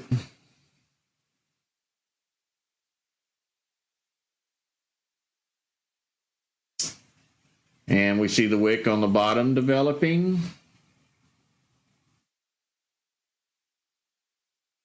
Those are buyers trying to keep it up.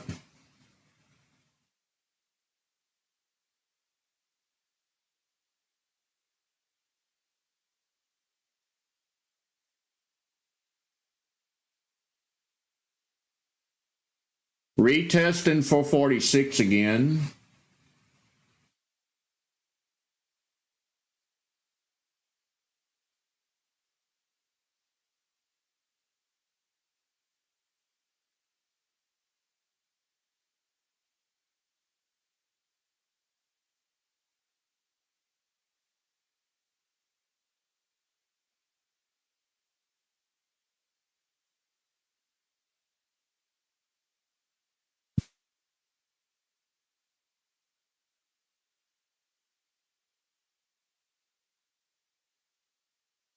You hear David, reap his words, suck them up, because he's telling you the truth. If you chase these green candles, you're going to get stung.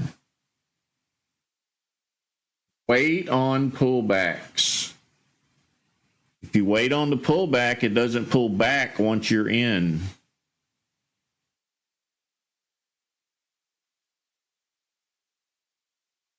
See that tall wick? Well, the tall wick went away, but that tall wick is sellers. It's on the top. That wick is sellers. It's on the top.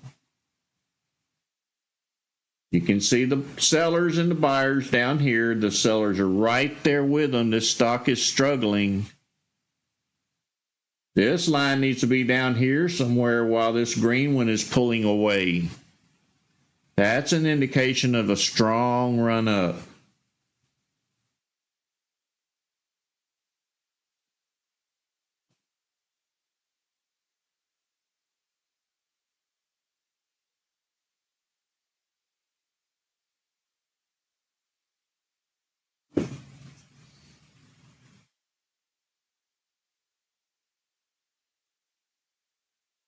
So we're back down at 424, 428, getting close to that support level.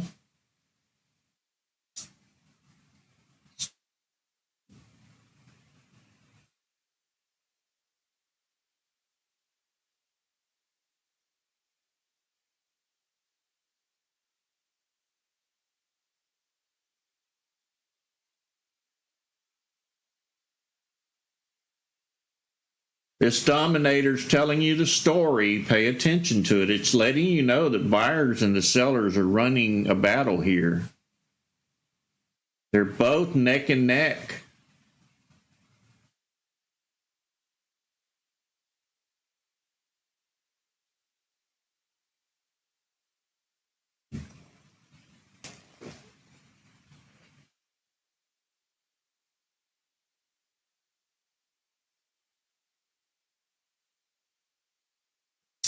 Hamrick, we have seen it where they were side by side at a steeper angle running up. And it's because when the volume is really high and the lines are close together and it's on a steep angle, you don't see as clearly that the buyers are outnumbering the sellers because they're taking profits as it's going up. So yes, they can be close together, but at a steep angle, and the price will rise.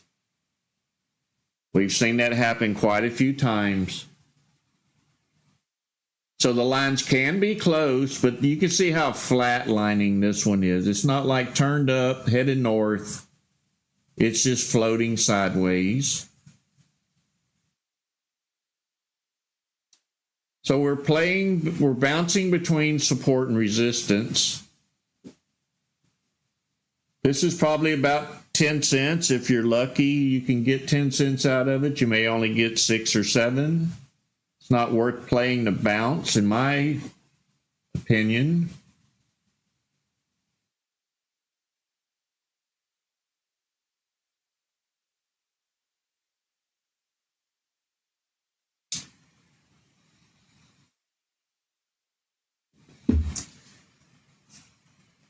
So, this indicator's going on 2 weeks. We're all really still learning it. I know what it's supposed to do, and it's doing what it's supposed to do, but in reality, we're all still learning this indicator.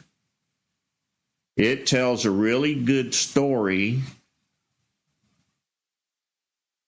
It gives a really good signal, but it's so new to all of us. Even though I wrote it, I'm still learning it.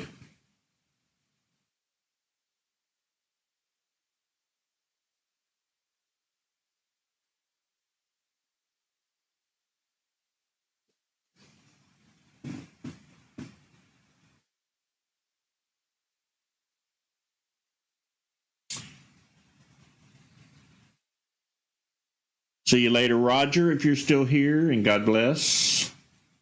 I kind of missed your goodbyes there.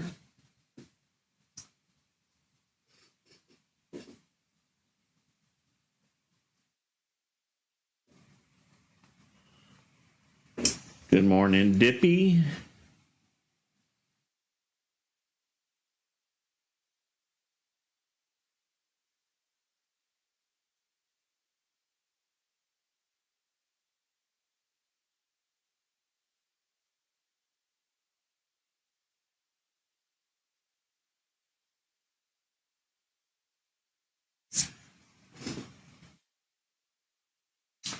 I prefer following this volume visually than I do seeing if it's half of a green or half of a red bar.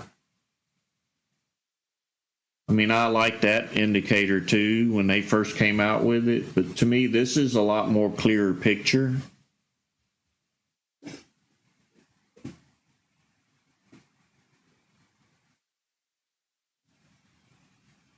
Just another tool to add to the arsenal, right?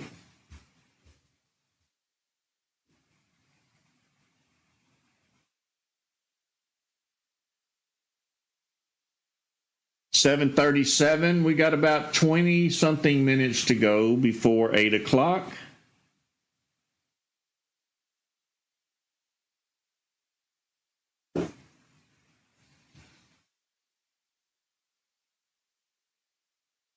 That's great, Frank. Not many people can say that. So send me a direct message. We'll chat after this live stream. If you're available around 10 o'clock, let me know in a direct message on Discord.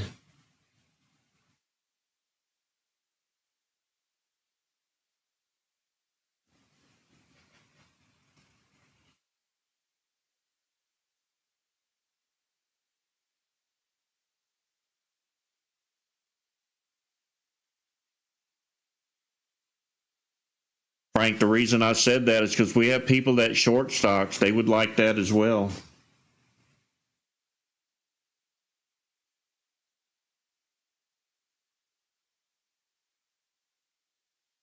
Even the losers benefit around here.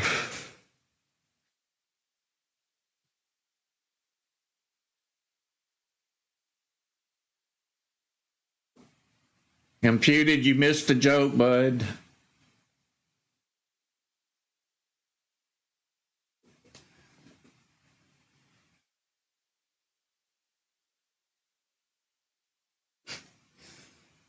I was letting Frank know he actually had something. We do have people that short. They would love to know when he's buying.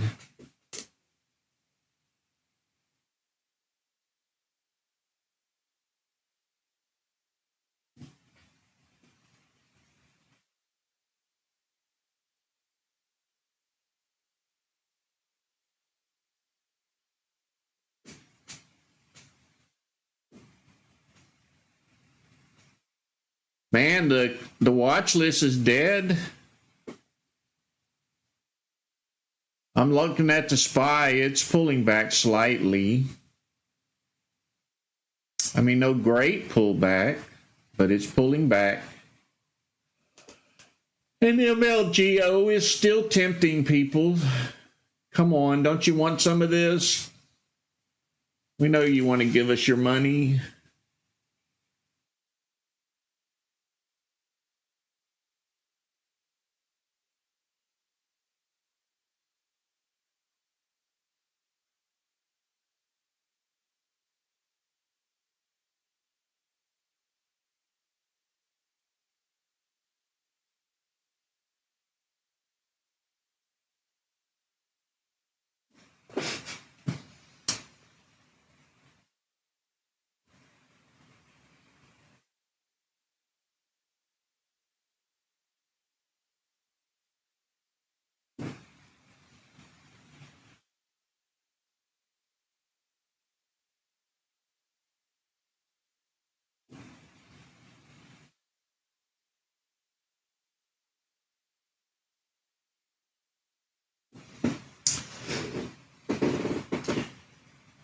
So if it's your first time here at 8 o'clock, I'm going to take a 10-minute break.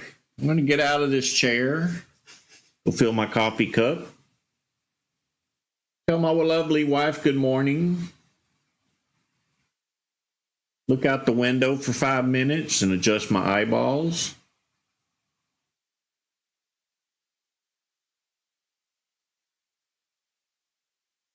And then I'll be back about 10 or 15 minutes later, and we'll set up at 8:25 for market open.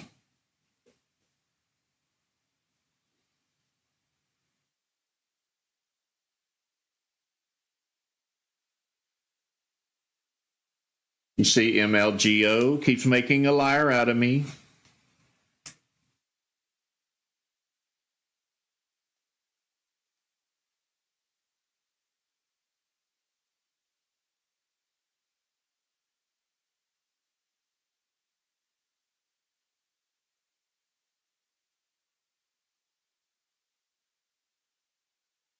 Scott, did you play it?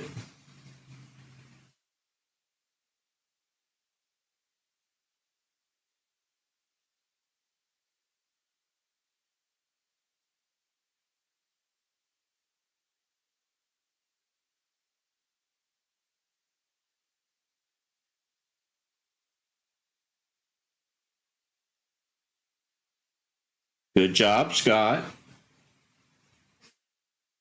The risk taker sometimes makes the profit. Overall, if you were willing to get in there and hang on to it, you could have made a few dollars. I'm not a buy and hold guy. And if you weren't listening to me and was concentrating on buying and selling stocks, you probably could have grabbed a little bit right here.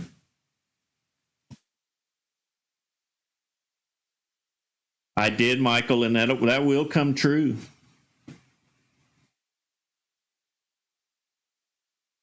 And I'm saying that so it won't.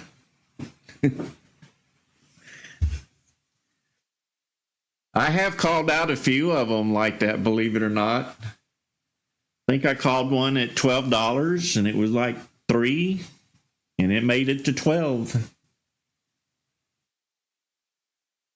Stuff like that happens to me.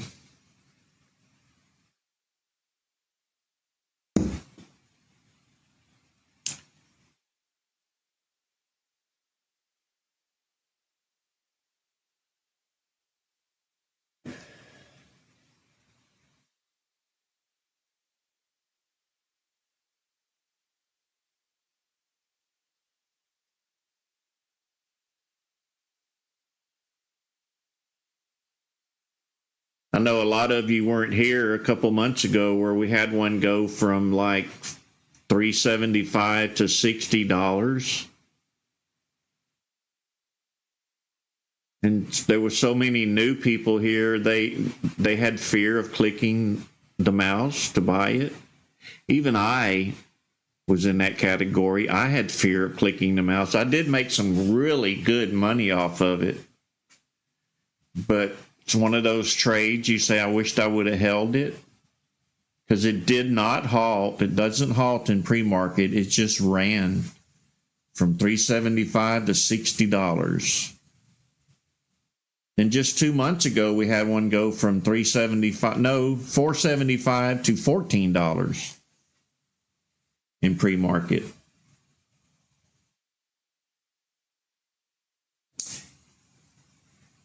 Daniel, overall, yes. Do I concentrate on the futures number? Not really. But if futures are down, we get less stocks to choose from. If the SPY's dropping, we don't get the push up that we need sometimes. So other factors do influence price action.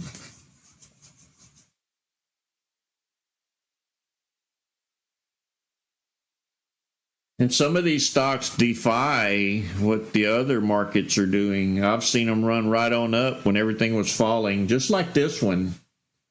Like the SPY's doing nothing. It's kind of just floating, but MLGO is still trying to go higher and higher.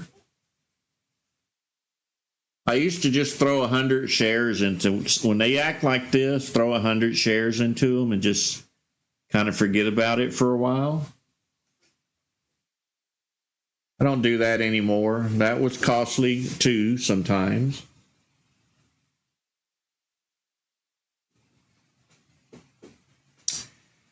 AGRX, I'm not seeing it in the list. I'll take a look. Maybe my scans have not refreshed as soon as yours. AGRX. Nope, that's the no-go. Not a good one.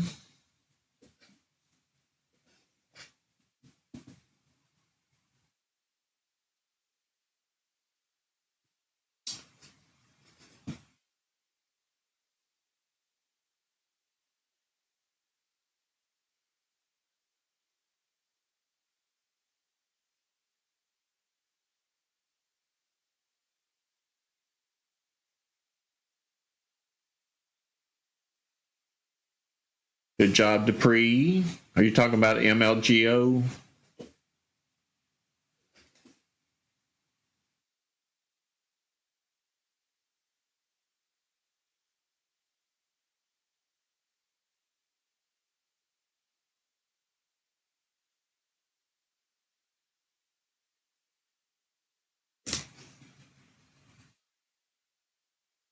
I mean, where did we start watching it? Back here? Let's say, let me zoom out a little bit. So that's our market open. We probably started watching the movement back here around $4.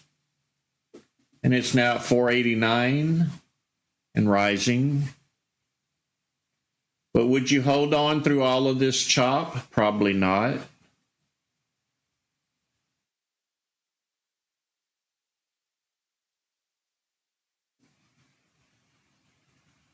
It's still going.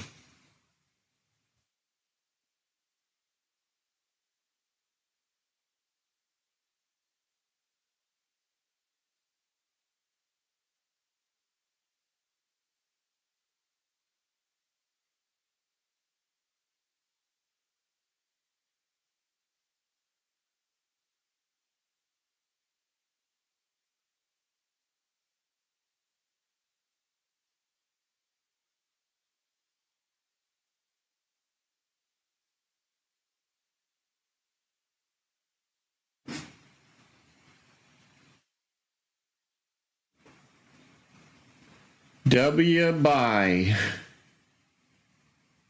Just starting to move.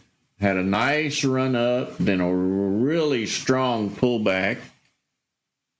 Let me correct that pullback word. Sell off.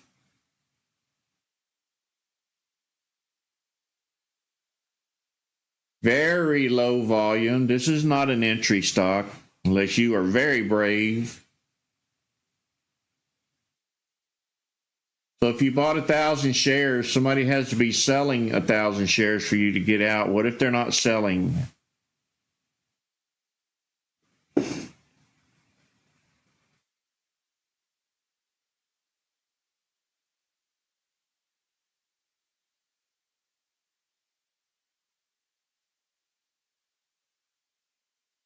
And just like that, no red candle, a green lower one.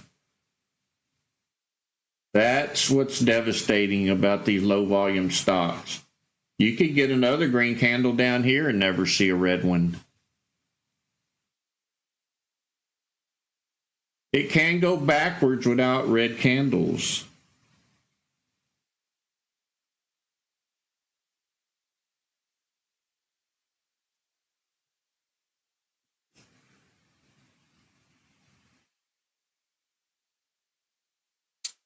SCRA, why is it not on my chart? Because it ain't strong enough to be on my chart.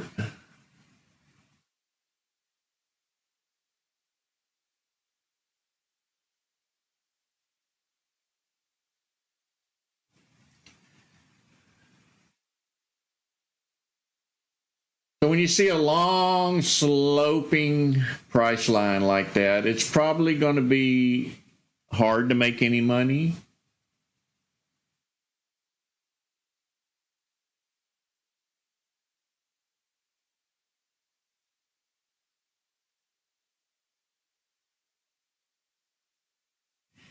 Yeah, maybe mine didn't refresh when y'all's did. Mine still hasn't refreshed.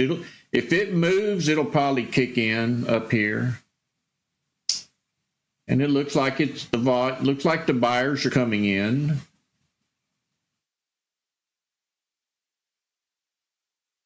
No volume spikes on it yet because the volume is not high enough.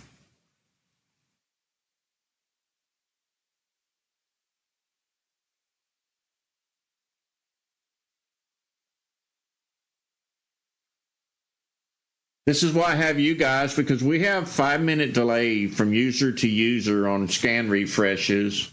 And when we're here as a team, maybe I'll have a stock you don't have, or maybe you'll have a stock I don't have, and That pretty much negates that delay. As long as we all refresh at different times, we're still on top of all of them. There's a tall wick on top of this candle. So that means the sellers are coming in, and you can see the upturn of this red indicator and the downturn of the buyers.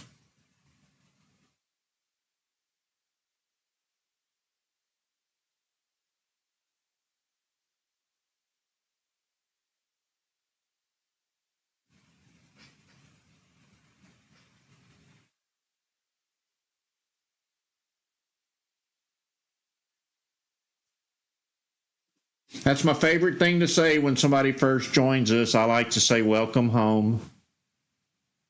Because we are home.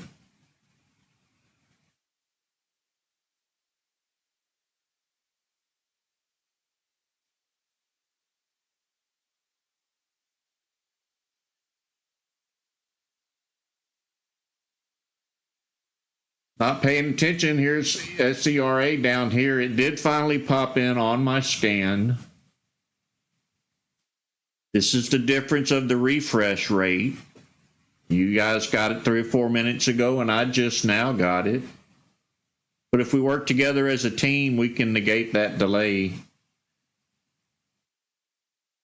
So when you see one moving and you see the volume kicking in that volume spike, post it.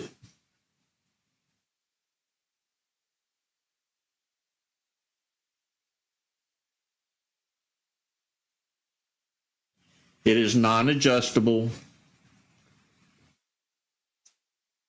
So you have to look at it. They do have a point when there's millions of people on the same platform. They can't refresh everybody at the same time. It would probably bog the servers down.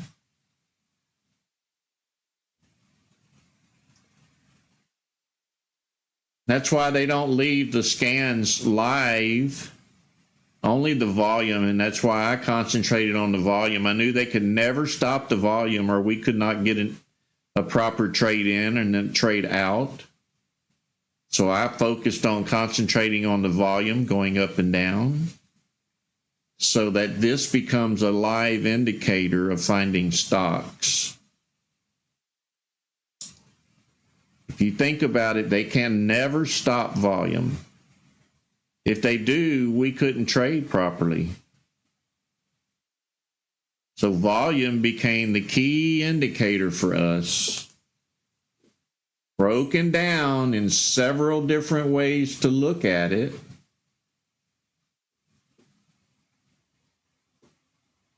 And it makes everyone successful, almost everyone. Once you catch on, you'll be successful.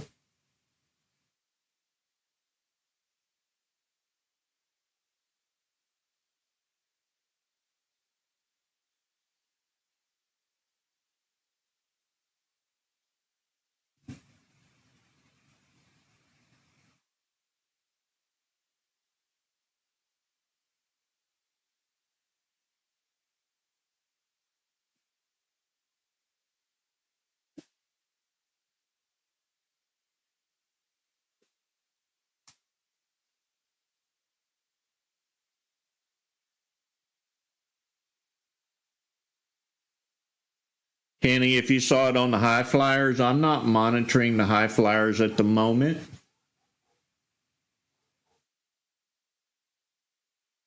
So at market open, if you're not using high flyers, I highly encourage you to have that one open somewhere. We have some really good scans, don't get me wrong, but high flyers, it's outperforming. Will it keep doing that? I don't know, maybe. So we also have the 50-minute pullback that's really kicking it too. And of course we have gap and run. I mean, where do I stop, right? Which one's your favorite? It's hard to call.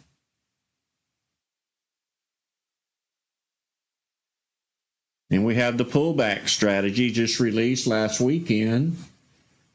I think it's going to be fine when this market straightens up. I think it's really kind of hard to judge it at the moment. because at 9 o'clock everything dies, and it's a market open. It's a regular session indicator more than it is a pre-market indicator. But after 9 o'clock, everything's been dying. So how can you make a good scan work when everything is dying? It's hard. It is still picking out the green candles after the red ones, which is a pullback. The problem is we don't have enough volume to drive them back up after they pull back. Thank you, Howard, for your contribution. It's greatly appreciated.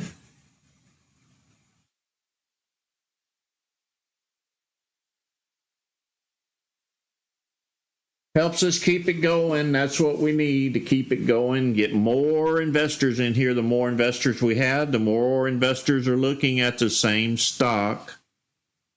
The more investors are buying the same stock. Keep that in mind. Without cheating, we don't cheat.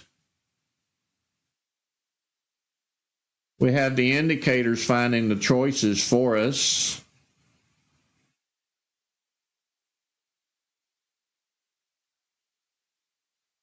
It's not like we're ganging up in the corner and saying, okay, let's go spam this one. We're not trading that way. We're trading honestly.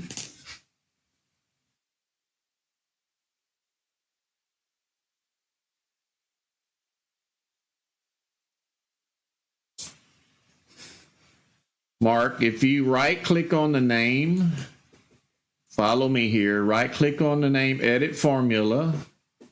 Make sure you have this extended hours box checked, and you make sure it's on 3 minutes. This 3 minutes does not mean a 3-minute chart, so don't change it. If you look down here at the range that I set, this is 10 candles. Now, if you look up here at the time, this is 10 3-minute candles for 30 minutes. So we're looking back 30 minutes for anything that moves. And then you click on the name until all the numbers come to the top. And this is how we trade it during the day. William, it is not the same.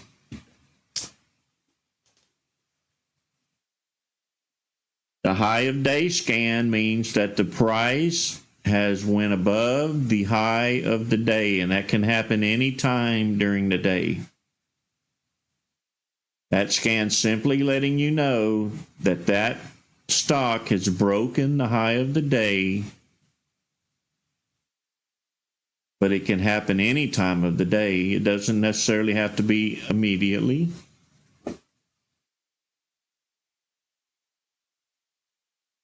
Yeah, you can change the names doing the same thing just by right-clicking, edit formula, and you can change the name right here. I shorten mine, I change them, but they're still the same thing that you have.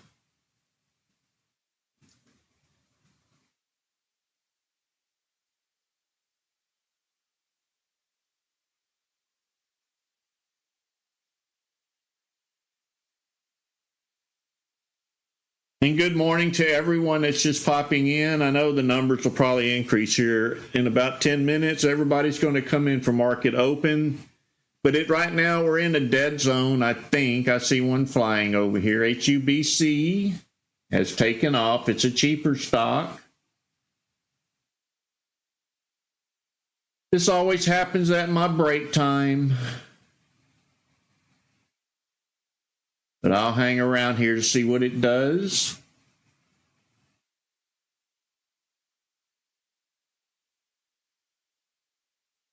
So there's the top level. That's resistance. Let's see where support is. I'll be marking the bottom of this red candle, the body of it when it closes.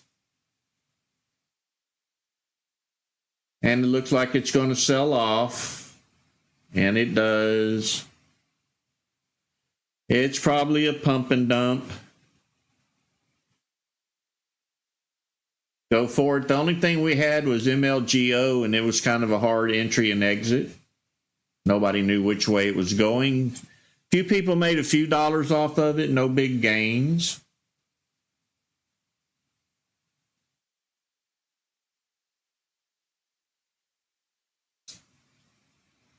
So y'all watch the percentages. I'm going to take my break. I've got things I've got to do. I'll be back in 10 minutes.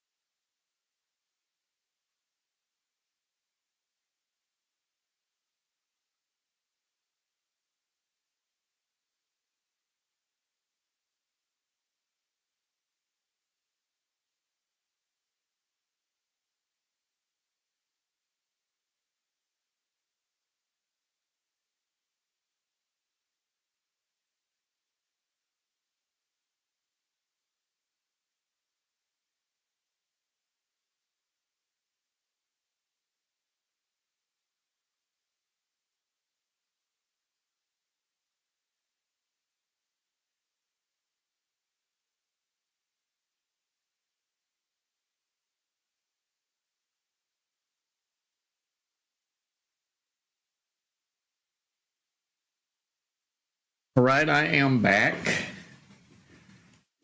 I see that one failed. It was going up when I left.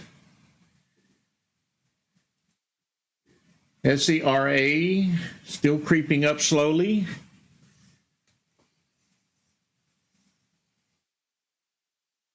Good morning, Vaughn. Yeah, this has just been a creeper, not really a day trading scalp. Kind of just low volume moving around. Some good money in it, but if you want to hang on to it, kind of be chasing the top now, though. I wouldn't get in. ALT moving again. It moved earlier this morning.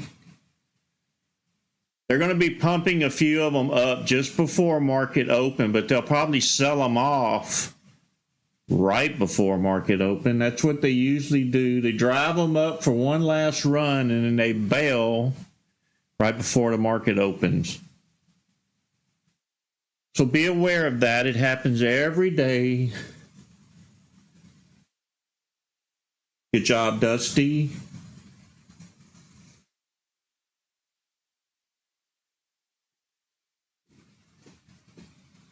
I wasn't here to watch you do it, but that's good that you played it.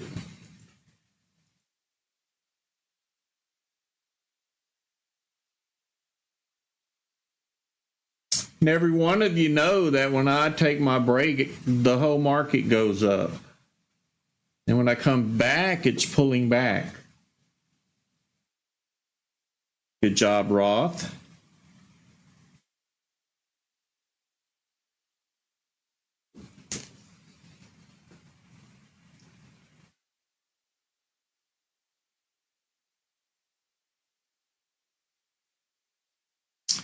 Prebin, the only way you can do that, and I've looked into the manual refreshing, is hit the scan tab, then you have to pull up that scan and then hit the green scan button. But I've talked to TD Ameritrade over that in the past, and they say, well, you can refresh it, but you're only going to refresh it once.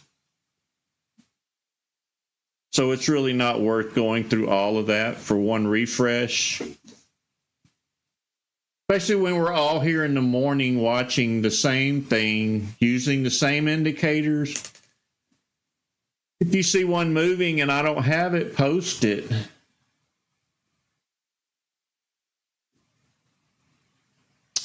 ALT still trying to move here. SERA moving again.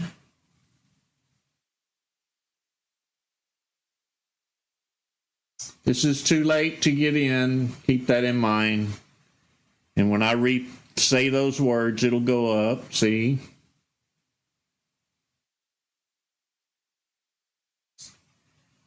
It works every time.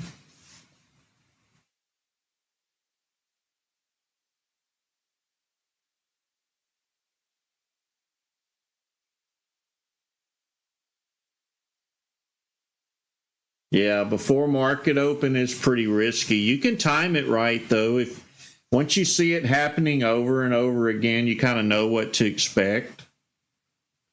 Just like I said, okay, these stocks, they're going to pump up a few just before market open, and then they're going to sell them off.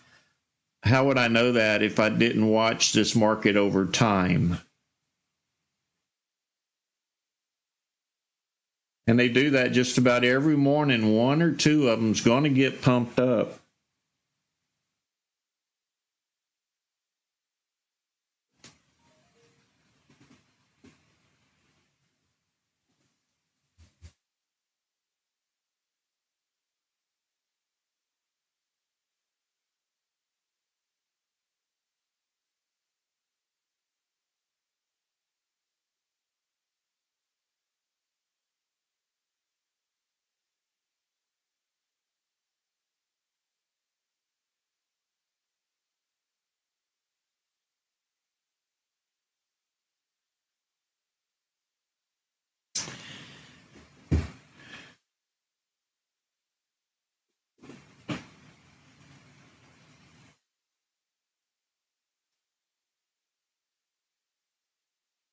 So most of you know I own a construction company as well. I don't work it, I'm just the owner.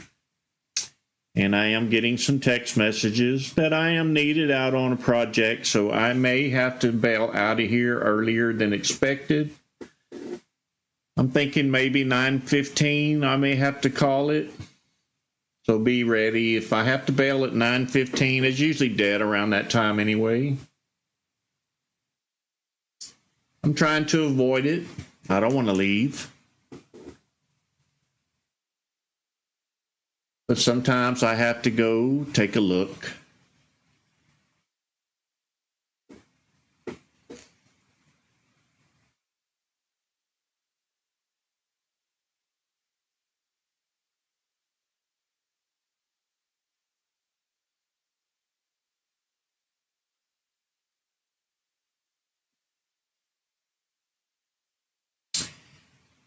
SERA still creeping up.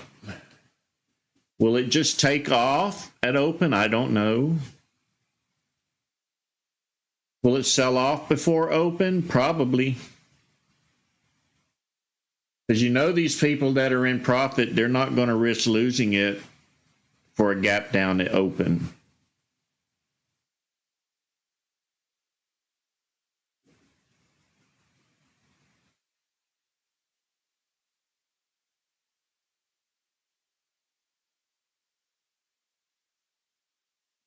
Actually, I can, Raphael.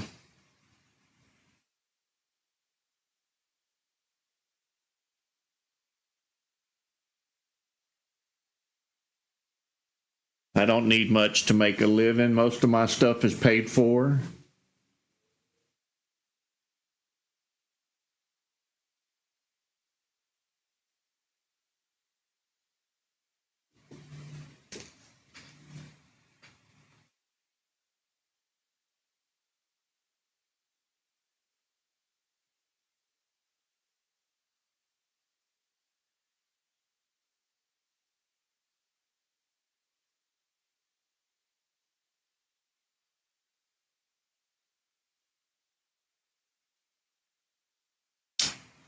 If you have enough money to trade more than 3 times a week, you can make a living at it.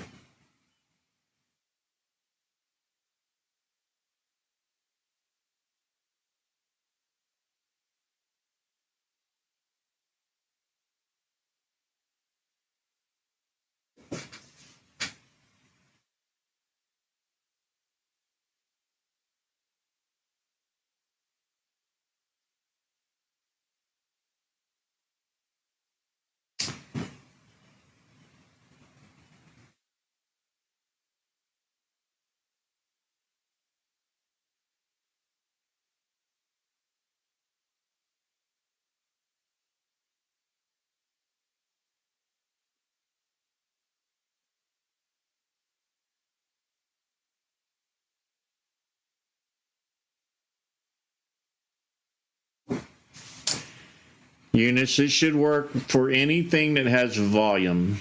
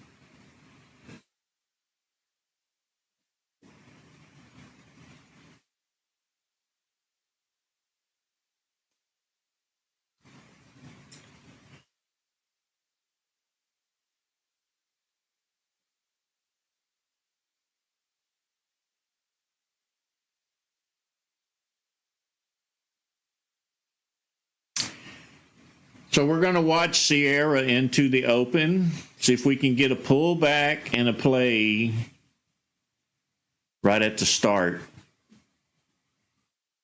This seems to be the strongest runner this morning. It may be slow and low volume, but it's definitely building momentum. I'm still expecting it to pull back before market open.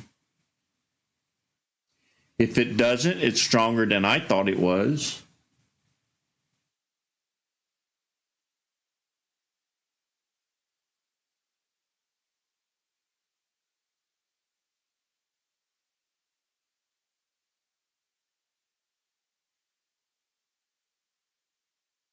Raphael, just do the snowball effect, little gains. Just keep the little gains going. Your account gets bigger. Add a few more shares, your account gets bigger. As you grow, buy more shares. As you get more confident, buy more shares. And one day you won't be afraid to buy 5,000 shares of something. Look at this stock being pumped up.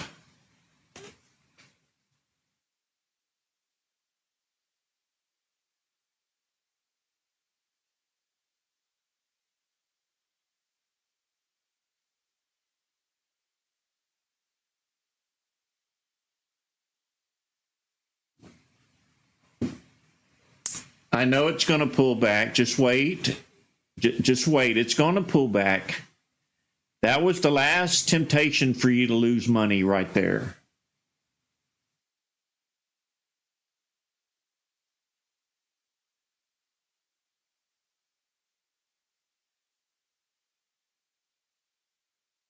So had you bought that one thinking this is it, it's going, you'd be in the hole right now. Don't chase green candles. And I'm working on those t-shirts. I'll have it set up in the next day or two.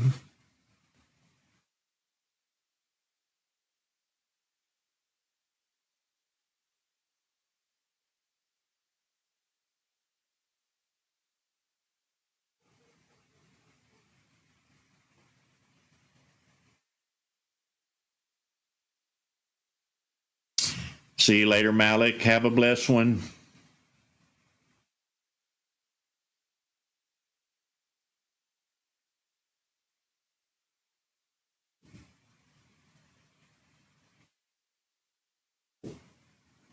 About 7 minutes to go.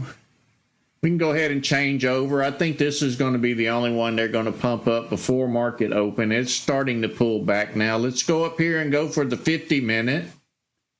So this 50-minute scanner right here. So instead of looking back 30 minutes, we're now looking back 50 minutes. Down here, we always have the all stock scan. Sometimes I change it. I think I'm going to go with the high flyers this morning. Actually, let's put high flyers over here and leave the all stocks there. So if you're unfamiliar with the high flyer scan, well, we may not have enough room for it this morning. Maybe we'll do all stocks over here and high flyers on the left. Since high flyer seems to be the more dominant scan this morning.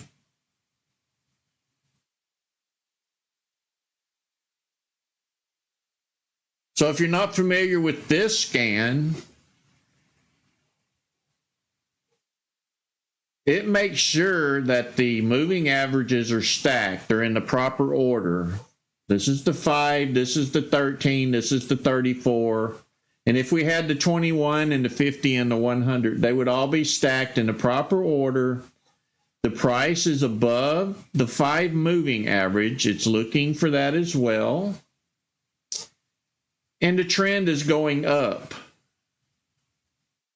That's what this scan does. These are really strong stocks. You're only going to get tiny red candles most of the time out of this scan. And that was one of those jittery clicks off my arm. You know, one of those cat moves where the cat's sitting still and all of a sudden takes off running through the house.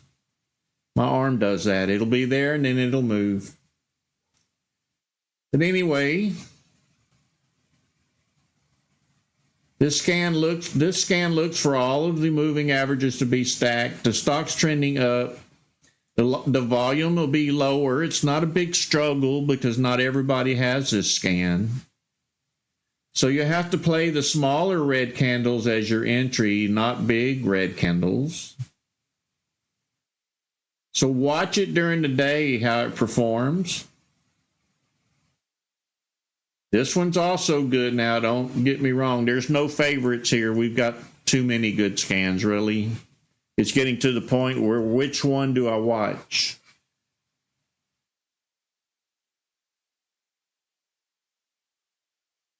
And I'm going to change this one to the pullback. This is the new scan. There's nothing in it yet this morning. It's going to be watching for the first green candle after a red. So it's going to be watching for this candle to appear after a pullback.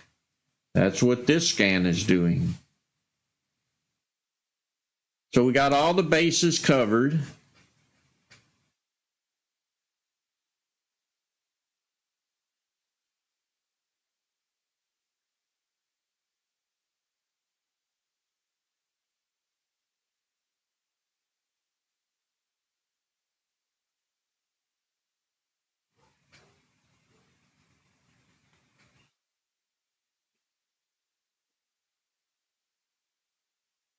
And I'll say this again, I make this look a little easier than it really is. Always learn. You have to learn what price action is. You have to know what moving averages are. You have to know what support and resistance is. You have to know what volume spikes are. You have to understand what these indicators are doing and what these scans are doing. It looks easy, but it's not. Yeah, you may come here and see it set up and you may click on it and you may get lucky and you may make some money and think you understand. But if you haven't done your homework, it's gonna get you over time. You have to be able to tell that story. Okay, this is what the buyers are doing. They drove it up. I can see the sellers coming in. Now they drove it down. Now I can see the buyers coming back. You have to be able to walk yourself through that trade. If you're guessing if it's going up, you're going to lose some money. So come here every morning, listen to me preach it. I'll put you on my prayer list so you'll learn. PHIO moving up. Prior to market opens, only 1 minute to go. So penny stock, they're pumping up. We're going to go back to SERA. I'm not interested in a penny stock. You may be, though. That may be the one you want to watch. Make sure your chart is on day, not EXT, so you'll get your trade executed. 34 seconds to go. Good luck to everybody. It's going to get very volatile in this column. I may not even make a trade. If I can't do it safely, I will wait.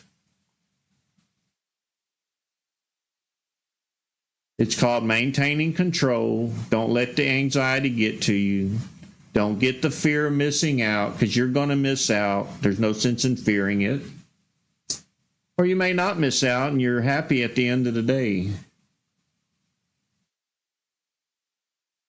Good luck. Let's see where we go. Don't buy this one yet.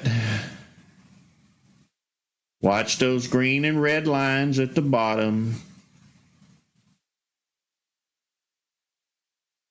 I'm thinking we're going to take profit here instead of going up. We do have a red arrow. It may not hang around long. So right now it's undecided. We're going from green arrow to red arrow.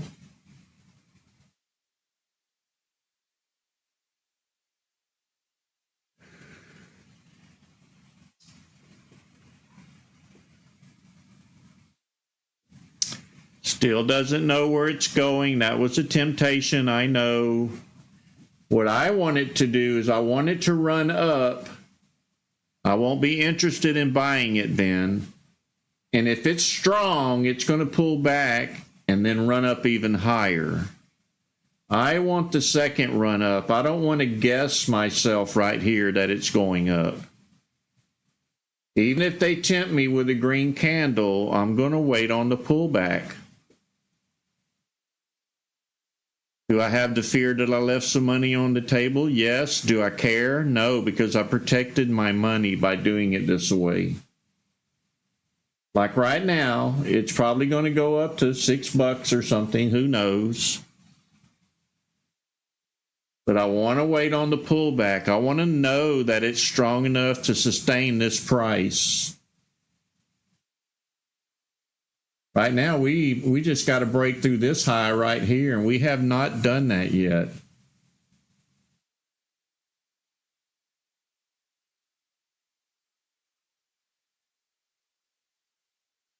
And I know there's probably other stocks in the list that we should be playing, but I'm trying to walk you through this one so you don't mess up. Don't be tempted. And we could sit here and watch it and never get a play. But that's okay. We didn't lose any money.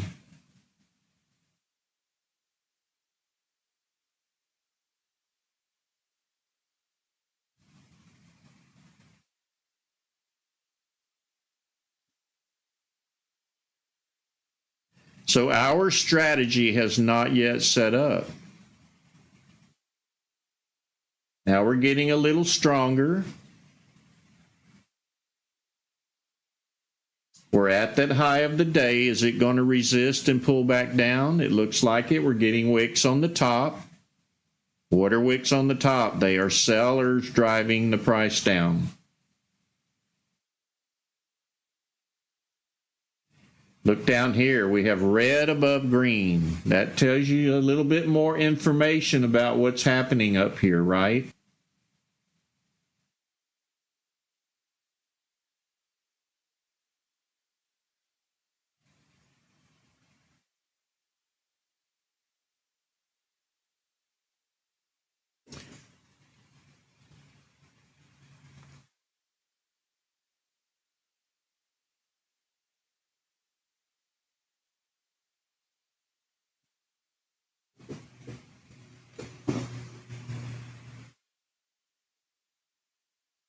So how long do you watch this? Well, that's the question that's hard to answer, because every time I move on to the next one and come back to the one I was watching, I should have watched a couple of minutes longer, because then it plays out.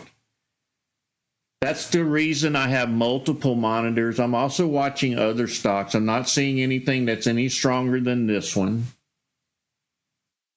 We are pulling up. Let's see if we can break that high. We're testing it again. This would be a resistance level right here. I'm going to say this stock's probably going to pull back. It's struggling, and you know what happens when I say that, right? When it's going to pull back, it's probably going to go up. We do not have our setup. I wanted to see a big green candle or two, and then a pullback with the red candles, and then a big break up. It's that big break up that pays the bills. You buy enough shares, you could get a couple grand out of it. This one's not participating. Not seeing anything sticking around on these volume spikes. They're flashing. They're showing activity. The SPY is falling, so it's pulling things back. So you may see some other bounces up on some other stocks, but they're not going anywhere.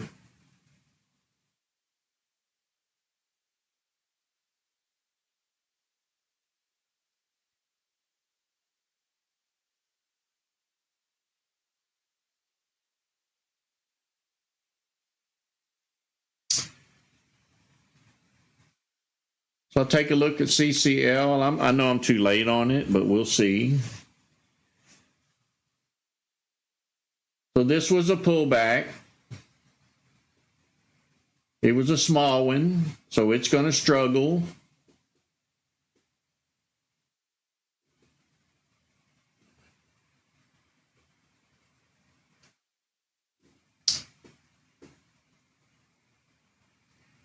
Looks good down here. The sellers are hanging out down low.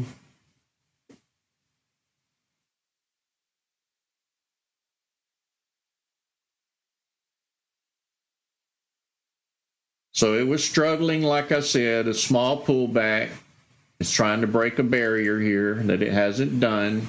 If this candle closes, it may bounce back up here to retest it again. So this is about an 18-cent run. About 24 cents, somewhere around there, from the bottom down here.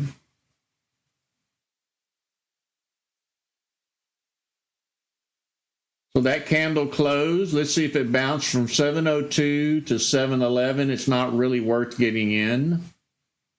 SERA, going back to there. Still battling, getting through 563. That resistance level is holding it back. So are these sellers that are above the green buyers. Not seeing anything in the list looking promising. Let's look at ALT here. ALT's on a pullback. Not a very strong one. It's going to be struggling as well.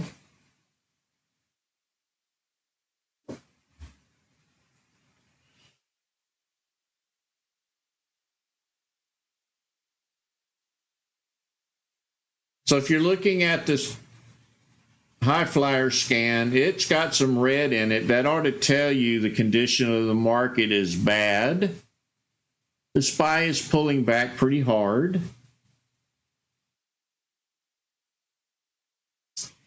Normally you'll see some green up in this one. They still should look promising no matter which one I kick on, but everything seems to be just floating along. UPST looks good for a pullback here.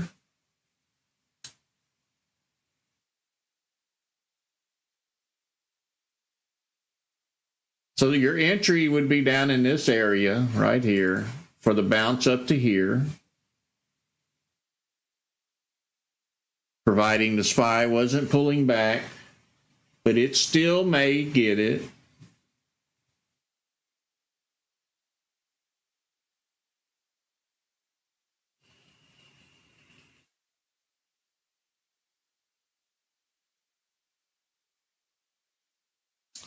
It's still trying. Let's see if we make it. I'm not in it. It's too weak of a start for me to be sticking thousands of shares out there. Not my favorite trading day. It looks like yesterday. Very tempting, but nothing promising.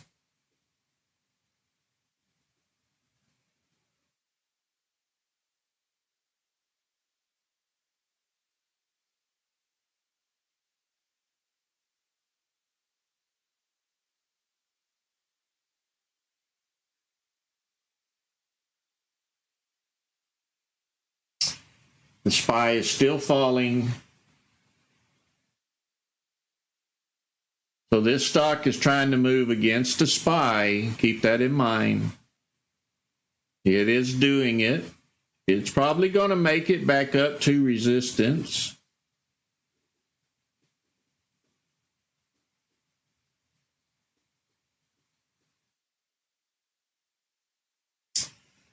Looks like it's coming back down to test support at 3508.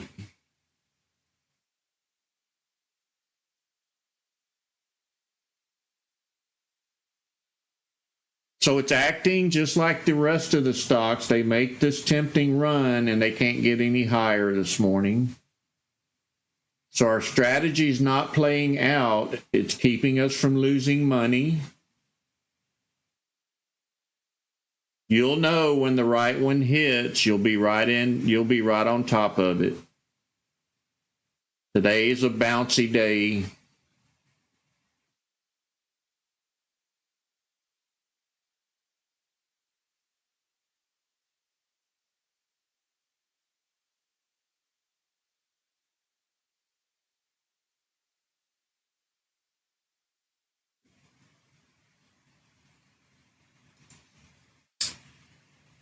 KMDA had a pullback and then all of a sudden a burst out. We may get another pullback up here somewhere.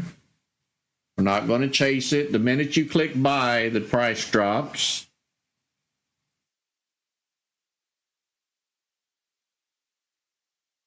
Just like that. See all the sellers. Today's a negative day. They're driving the market down, so don't fall for these fake green candles. Look how tall that wick is. We're all the way down to here now. That's probably 30-cent drop. Market conditions are not right today.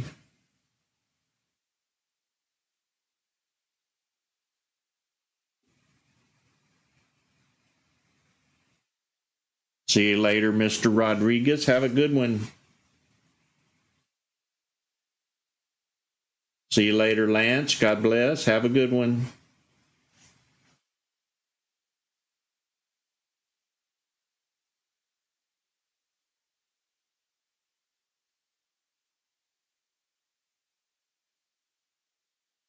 So we're not having a good start.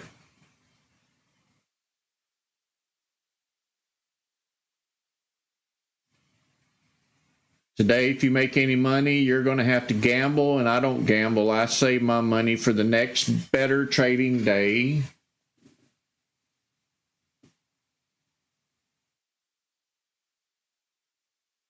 That way I got more money to hit them harder tomorrow.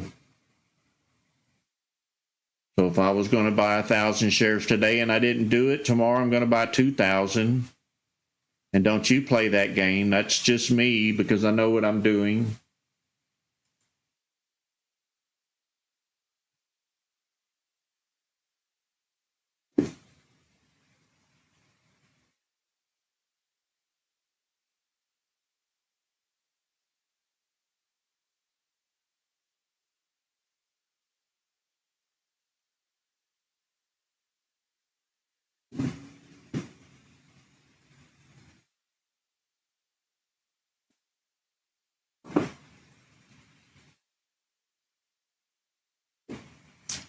I mean, this market could recover. We'll see where it goes. It's not looking too promising, though. It looks like a yesterday to me. Yesterday, very small gains. I took a $16 loss. A couple people made some very small profits. It's not worth tying up the money for just some small profits. You can see the volume is dying down now. Everybody's giving up. They're probably reading the market the same way we are.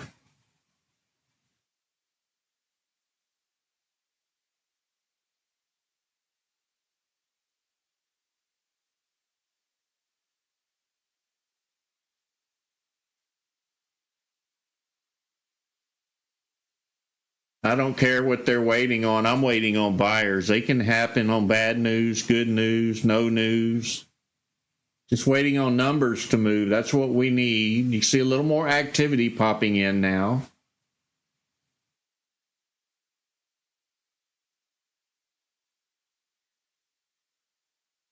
Yeah, there was a few traps this morning. We watched this one. It could not break resistance up here.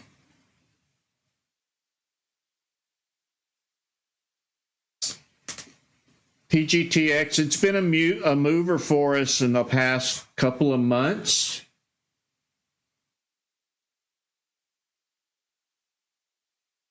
The pullback was here. We missed it. There was a pullback here that we missed. So it's too late on TGTX. It was probably down here in the list. I wasn't looking further down. And you should always look down here towards these numbers. If they have a score, they are moving.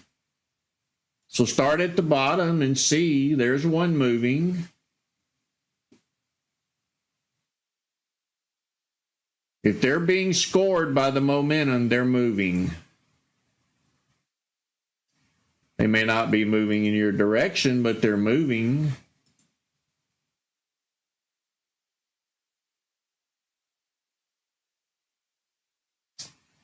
Down here is the moving averages are stacked. There's a pullback of $1.50 stock.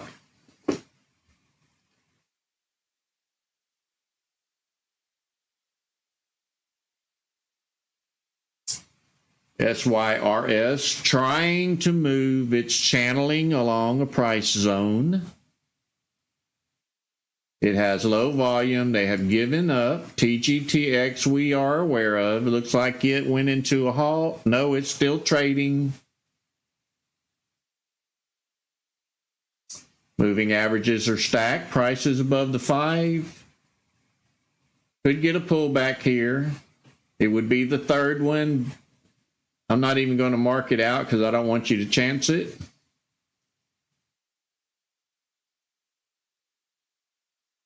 UPST bouncing between the level there. BOX, never saw this one. It's in the high flyers. That's a lot of green arrows there, right? Look at this indication down here. This could be one of those slowly moving stocks that crawl up all day long till about 11 or 12. It's the ones where I told you you're going to have the small red candles. They're in this pullback, not pullback, they're in this stacked moving averages, the high flyer scan. So you don't really get a bunch of big red candles unless it's right at market open. Then you get these little pullbacks. And those are your entries if you want to take a ride slowly for a few more dollars. So you watch how small that red candle is before the next green one. Your entry's always on the red when it pulls back. It's actually on the next green one, but I say the red because the red is the trigger to start watching.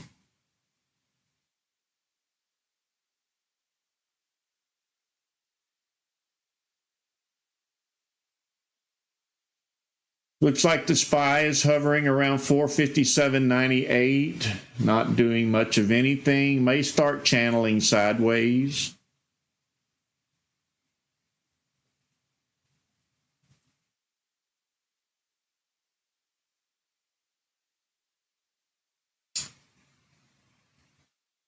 Looking like the run may be over on BOX. We could have been too late on it.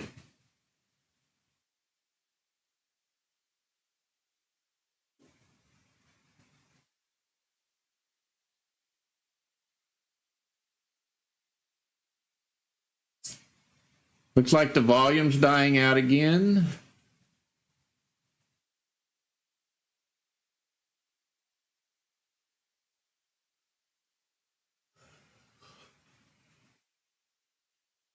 You too, Jim. Be safe out there. God bless. Overall, this is not a good day to trade. Sit on your hands. Let's wait for a bottle rocket tomorrow. Make up for not trading today.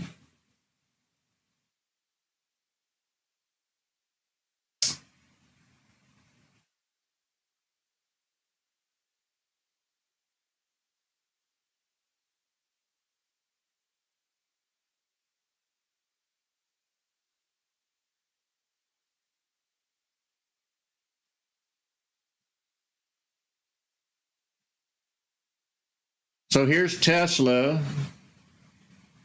Whoever was wondering if we only played penny stocks, we don't. We play all of them.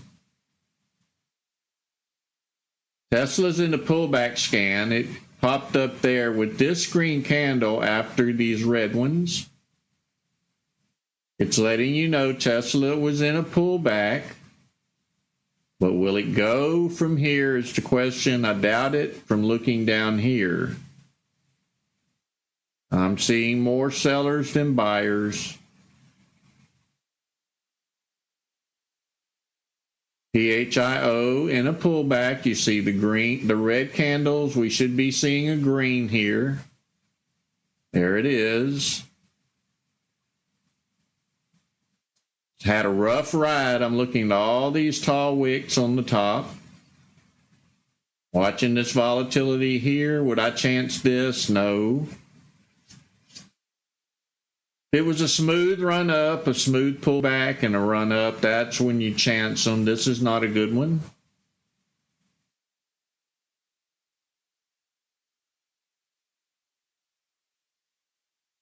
Thank you, My Flash, for your donation. It's greatly appreciated, and bless you.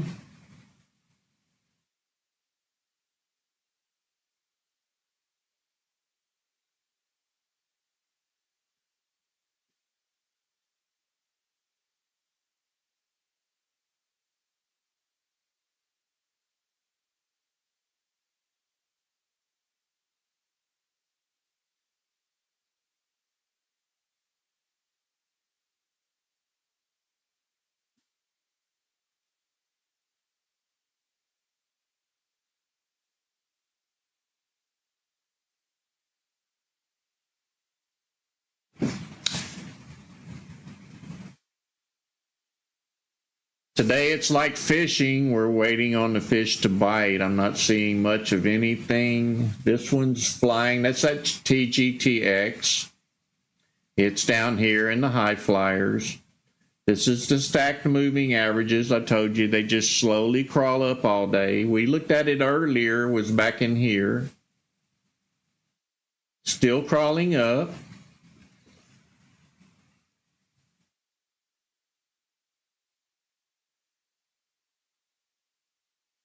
You too, Elmore. God bless you, brother.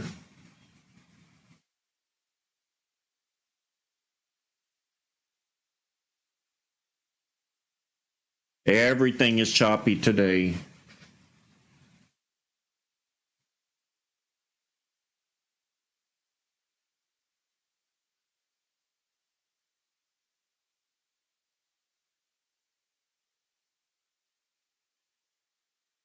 It's looking like one of those, man, I wished I wouldn't have bought it days.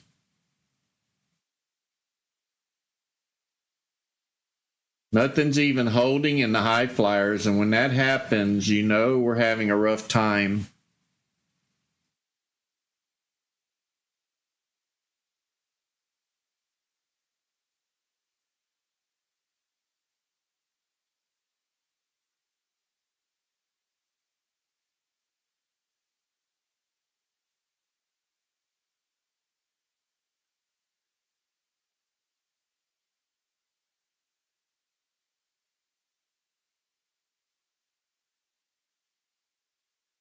See, this scan here, it'll make you think you're not doing something right. But believe me, it's just finding the best of the best.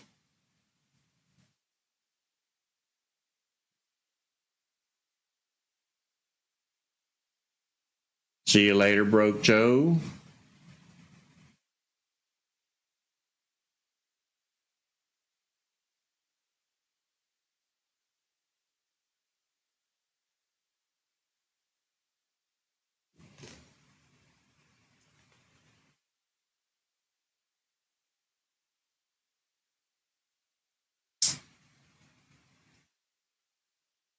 I'll take a look at CCL, but I think it's going to be struggling like the rest of them. You're willing to hang in there for 10 minutes to make 10 cents, then go for it. I'm not willing to do that.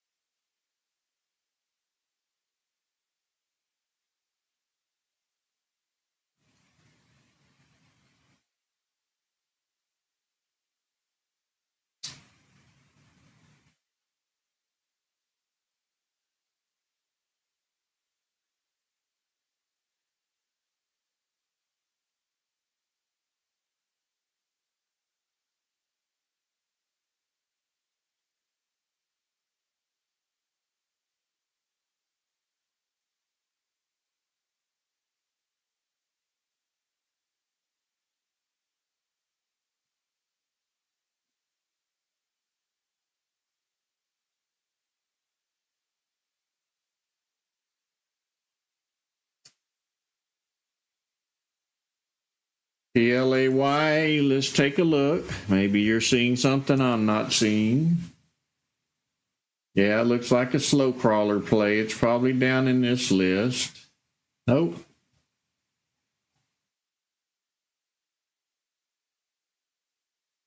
Slowly crawling up. It belongs in the high flyers, but I don't see it in there. Maybe my scan hasn't refreshed yet.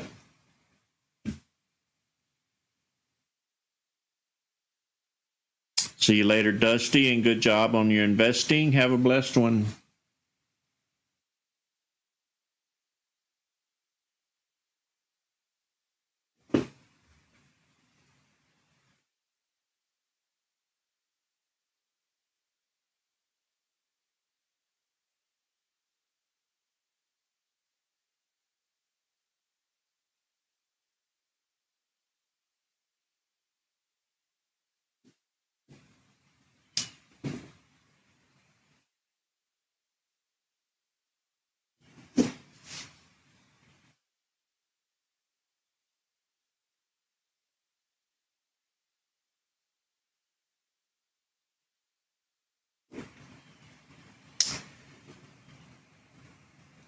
Bunch of creeping stocks this morning. I like the high volume, in and out quickly. These are all get in and hope you get it to go up kind of stocks day. I don't like trading on days like this. Fast action, high volume, in and out, and I'm done. These are just creepers. That's what we're into today. You may get lucky on a few of them. Probably won't make a whole lot of money, but you can make something if you've waited on the red candles. Played some of the pullbacks. I would save the money if I were you. We're always going to have creeping stocks that move up slowly. They're always going to tempt you. They always look good. You can make money off of them.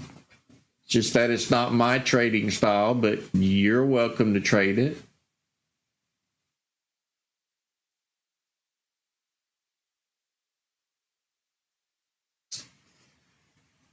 Rivian's always in my list. It hasn't been moving much lately. 30 cents. And then losing it. That's about 30 cents, 32 or 3. So it'll probably pull back.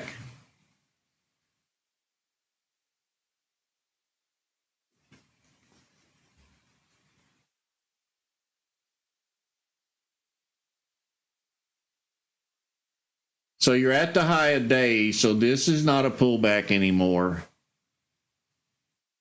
It could be, if you want to look at it as one. But we're probably going to go up, retest high of day before going back down.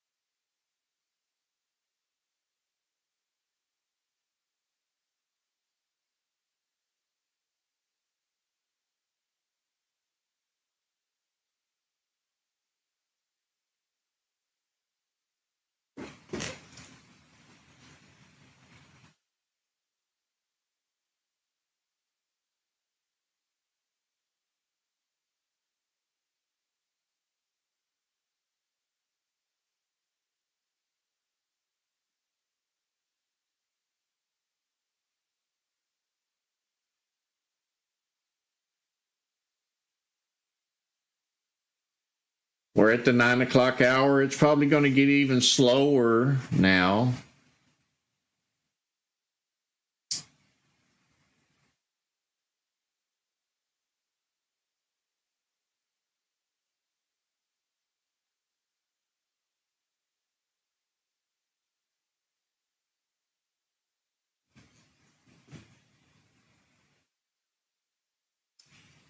Thank you, Brian. It keeps you on top of things, that's for sure.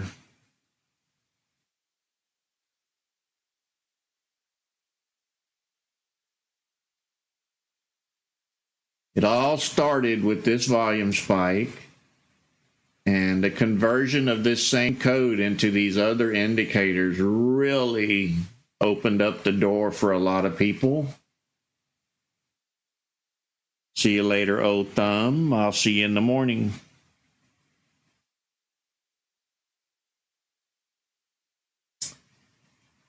Really, everything up here is working together. Every bit of it is working together. Lots of confirmation up there on the screen.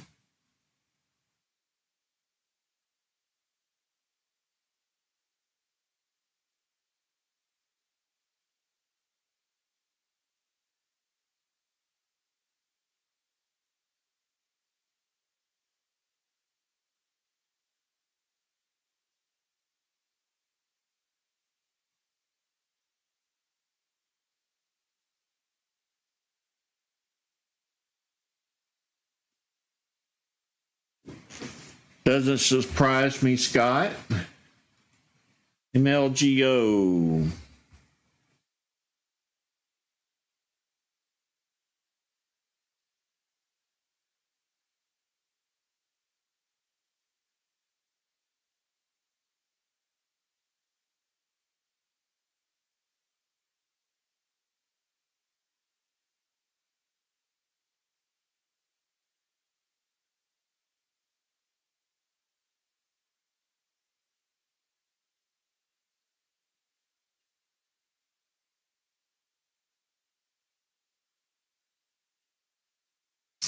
This right here tells the story. You see this long drop? This may just be a bounce from this long drop.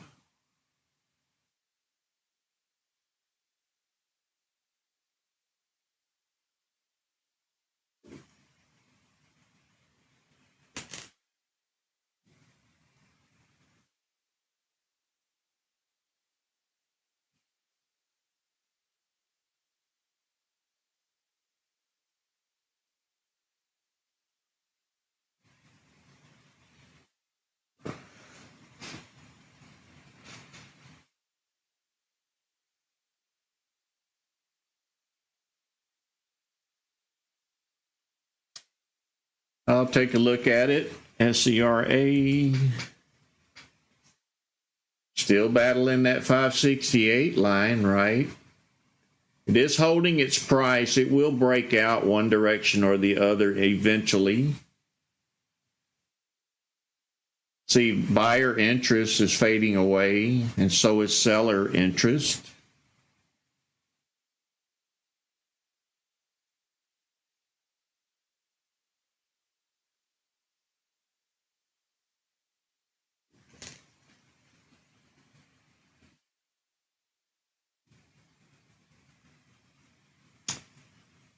You're welcome, James. I think I clicked on UPST earlier. It's like a $40 stock, maybe. Yeah, 36. It's right here in the list.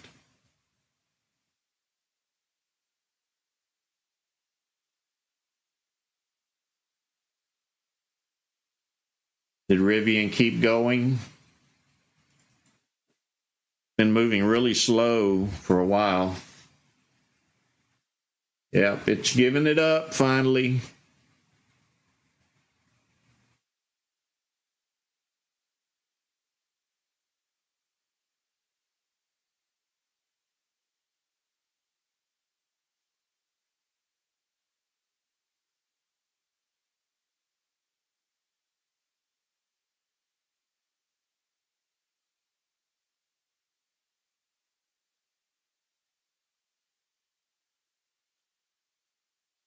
Looks really good. You see the right? They're in action against it.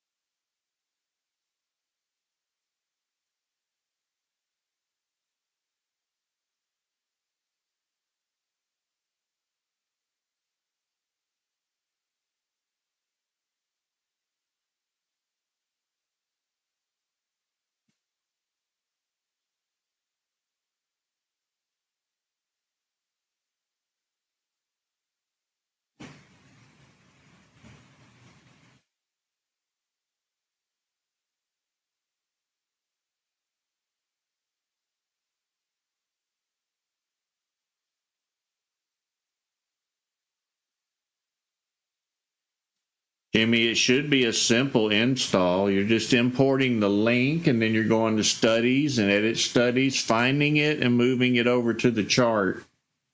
It's a real easy install.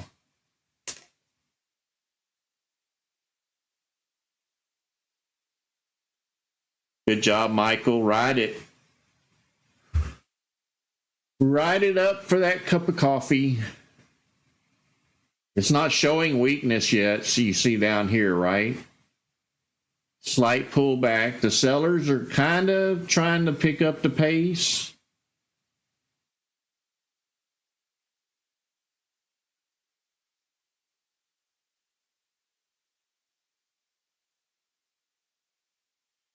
The way I found the best way to me to use this is once I'm in a trade, I no longer pay attention to the green one. I'm watching to see if the red's going to turn up after I'm in the play. And you see it turning up now, but then it failed. I mean, I'm watching up here, but I'm watching here more when I'm in the trade. I found that works better. Instead of me freaking out if it turns down green here, I'd rather watch the red. This is why, because you would have, if you'd have bailed here, you'd have missed that return back up.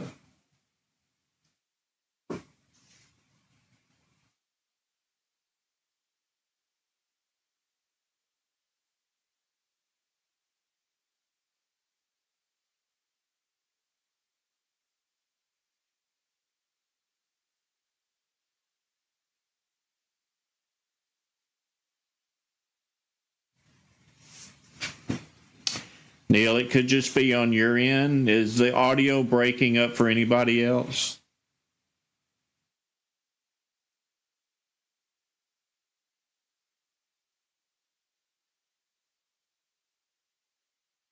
That's correct, Michael. That's how I'm reading it. Now you can see the sellers are slacking off.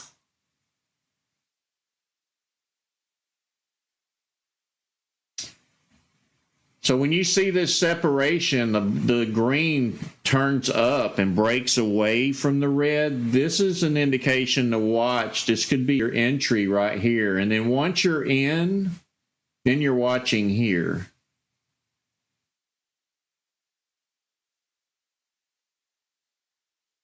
I think watching the red once you're in may be the key to that indicator. And of course, if you're shorting it, watching the green once you're in.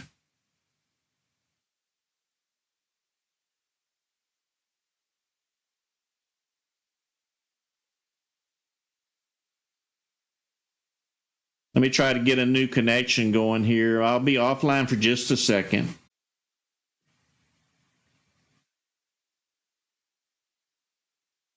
Coming back up. I don't know if that's going to help or not, but there's a new connection if your audio's messing with you. So we are showing weakness. We are getting taller on the red indicator line. So it could be playing out here. Still worth hanging on to because the price is above the 5.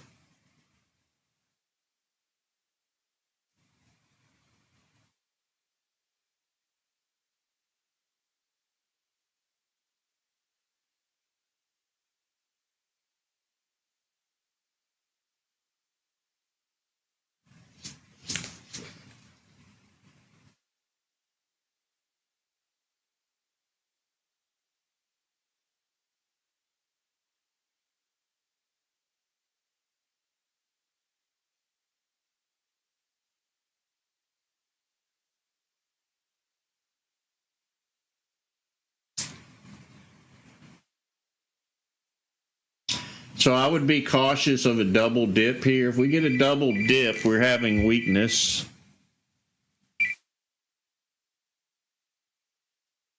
We did not get a double dip. The sellers are laying flat.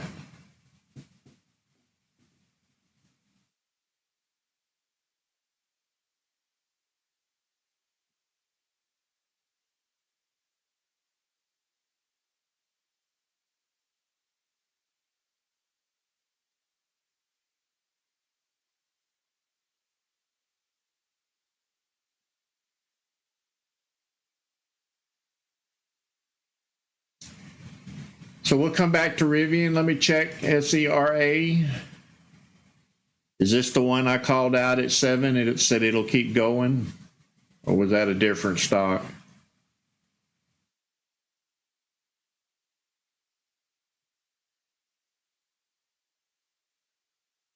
Good job, Steve.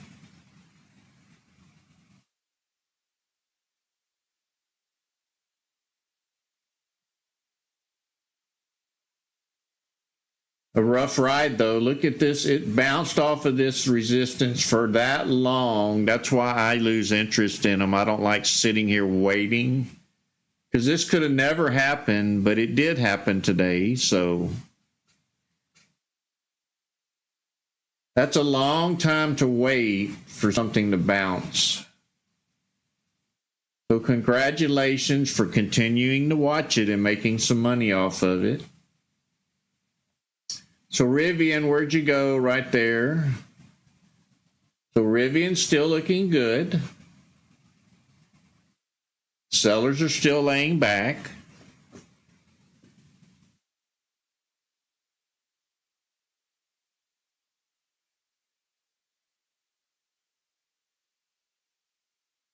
Still getting green arrows on Rivian.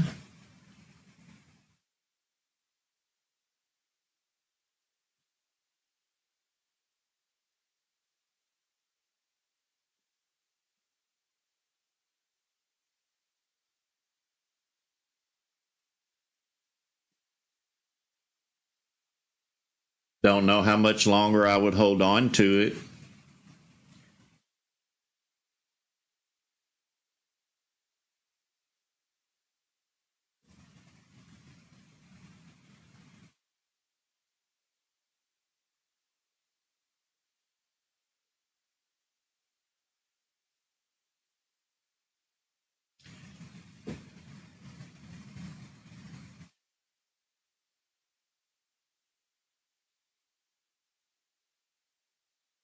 Steve, so you probably went negative, positive, negative, positive, negative, and then positive, riding that wave. Like, oh no, should I get out? Oh, I'm staying in. Oh, should I get out? Oh, I'm staying in. I hate those kind of trades. See you later, Alfredo. God bless you. Thanks for coming in.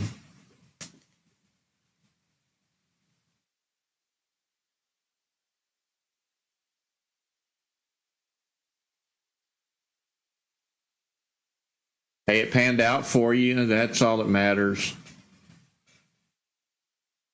Look at these sellers dropping off. Maybe they're going to let Rivian run this time. See you later, Big Mike.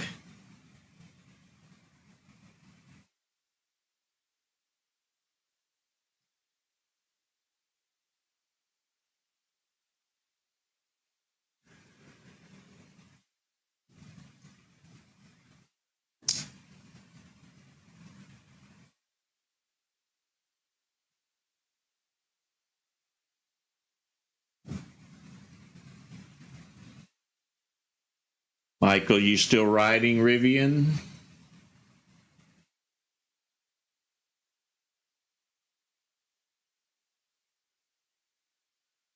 Good job.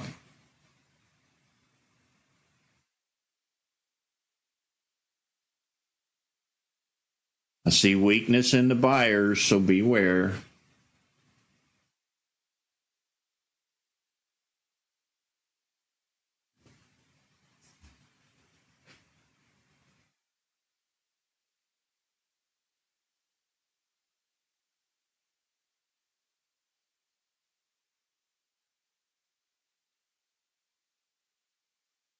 Good job, Michael.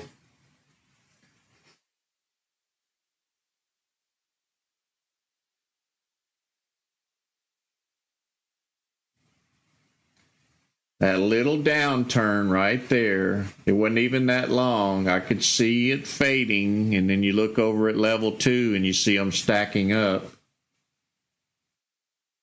So everybody was playing the same game. They were waiting on the sellers to come in and bail on it.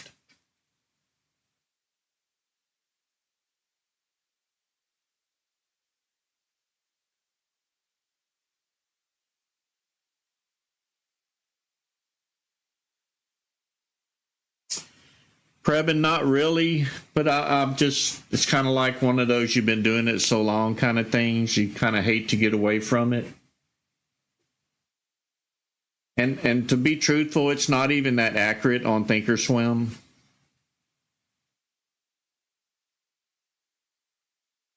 I mean, it's close. I guess it's close enough.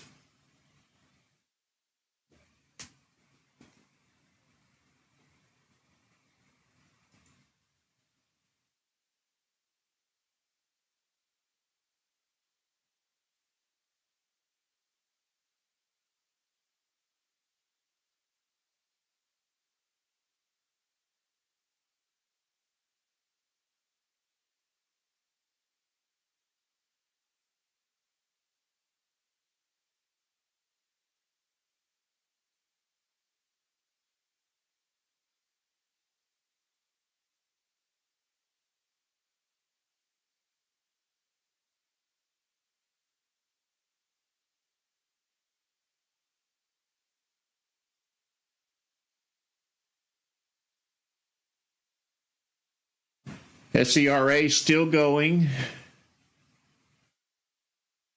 First one in the list on that 50-minute Momo watch list.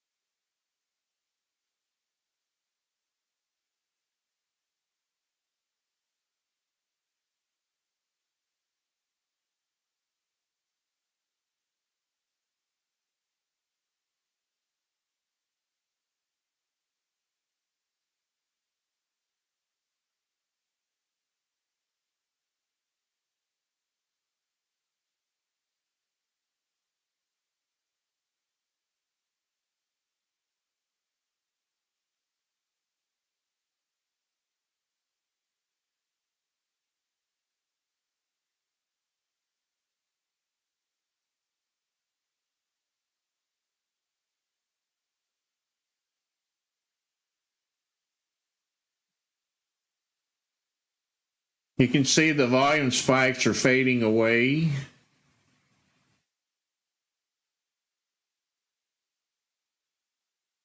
See the red candles coming in, the red buyers, the top wicks. So watching down here, it's still safe to stay in. The sellers are kind of laying flat. Do have a nose up on the buyers.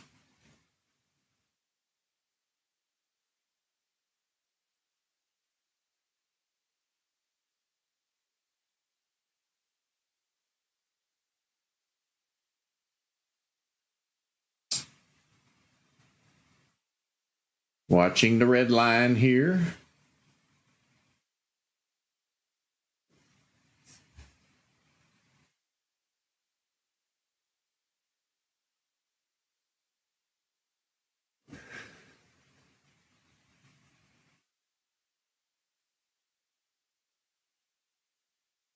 So like I said, we're all still learning this indicator here. It really seems to be a powerful indicator. Do you think I'm right by watching the red after you're in? Do you think that's the right way to play it?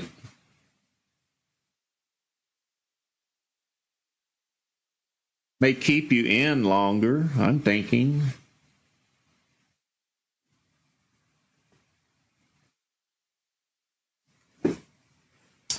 Or do you watch both?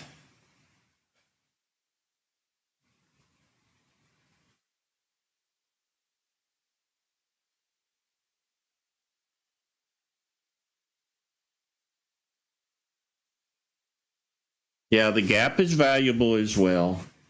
The more it's separating, the stronger it is. I agree there.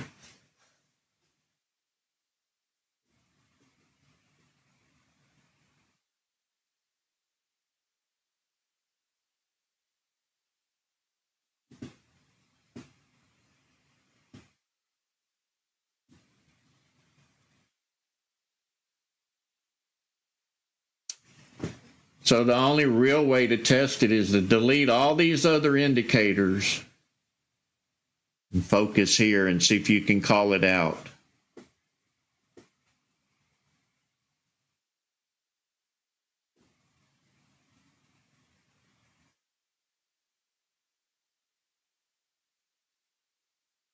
Good job, Mario.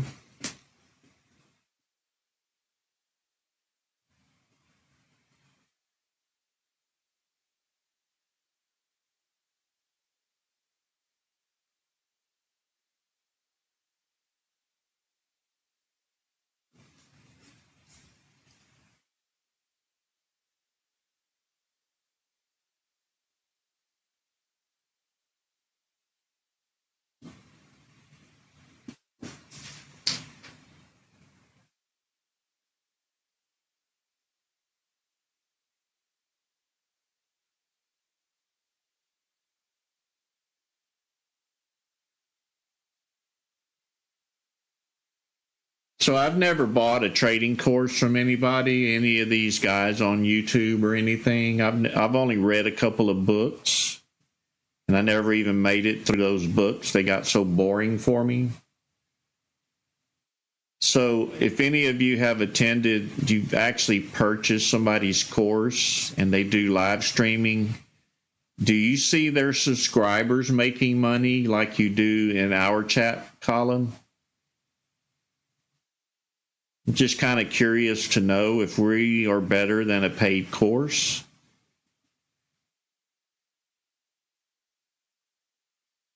So if you paid for a course, are the members that paid for that course, are they actually posting their wins in the window, the chat window?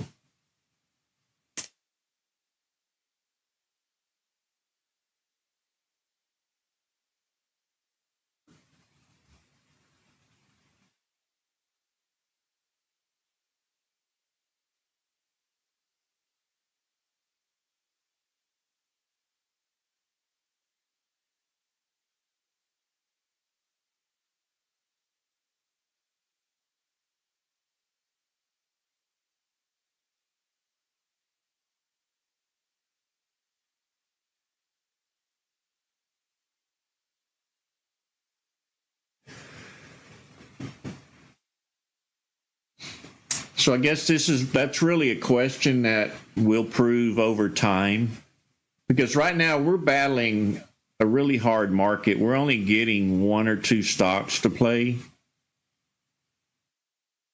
and being thankful for this volume spike indicator, we're keyed off on them where a lot of people might not be. They might not even know those stocks are moving. So I guess we'll figure the true answer to that. From what I see, I'm seeing some beginner names in here. People that just joined us are quickly getting into profit. Now, I don't know their experience behind it, but usually people come here if they're struggling. Because if you're a good trader and you came here, you've seen something better than what you were doing. But I don't want to take the credit for that. I want the performance of these indicators to really prove that what I've set up is the winner.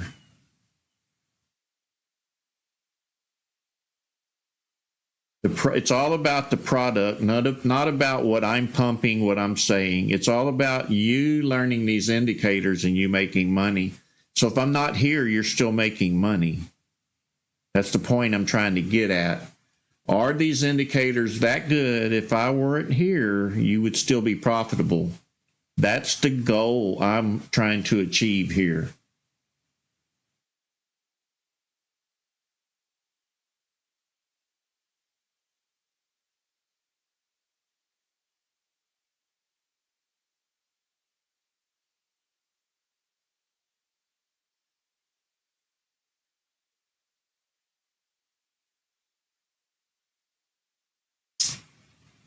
Thank you, Pastor, for that comment.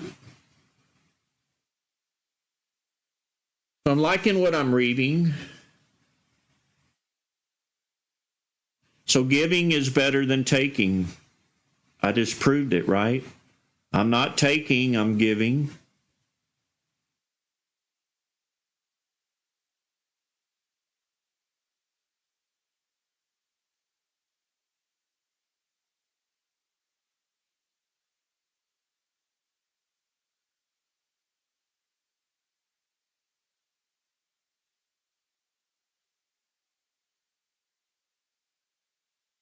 Mario, I think you'll pick up on that wisdom and experience just in a short amount of time. It's not nothing really.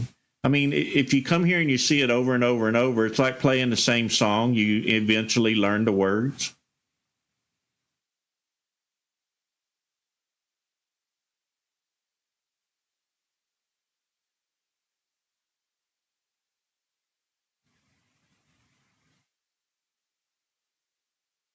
So once you learn the song I'm singing, you should be successful.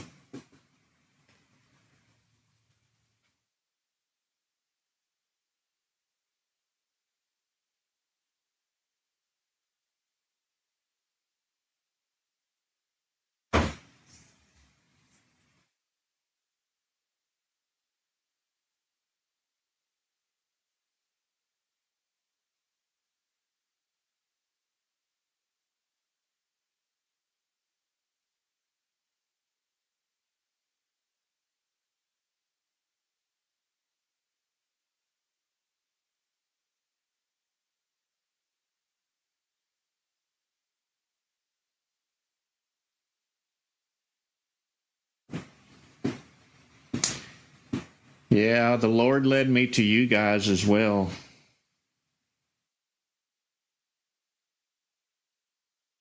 Pastor, if you just give it time, come here and you will soon get rid of fear. It's kind of like we're laid back, so to speak. Actually, I think Bob said I should have named it laid back trading or laid back traders. But it gets easier the more you participate. You get more confident and the fear disappears.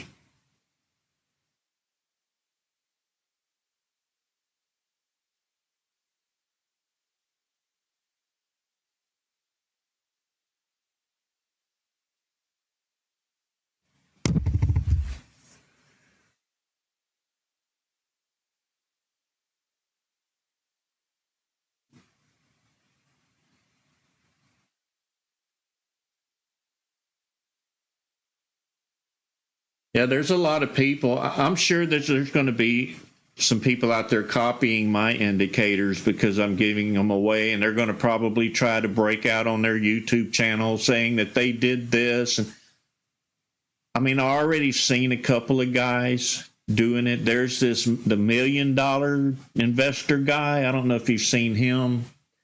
But you can see my indicator down on his chart window about in this area, and he changed it from buyers to sellers to this and that. He just changed the words. I mean, I don't care that they use them as long as they don't try to take credit for it. They should actually give me recognition for from where they got it. If they have a heart, that is. So I don't care if they use them. Just tell them where you got it from. Don't try to steal the glory.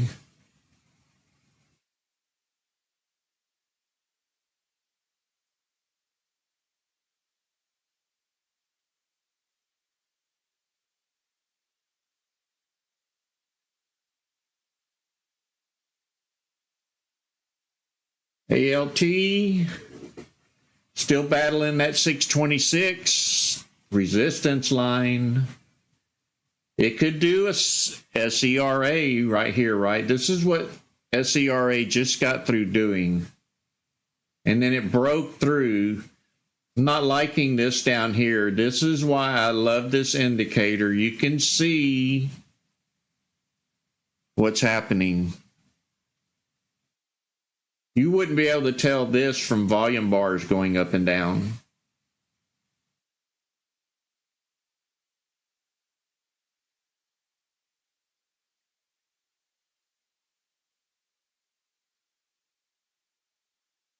That's what everybody says. It's my voice.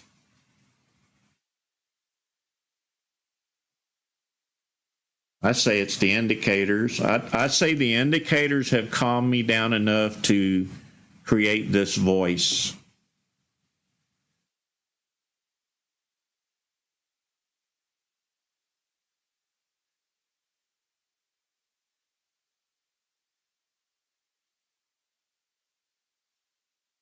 I look back in my earlier days and I see myself in y'all. I was doing the same thing. Oh my God, look at that loss I just took. Where do I go from here? What's making it go up and down? Oh, look at that win.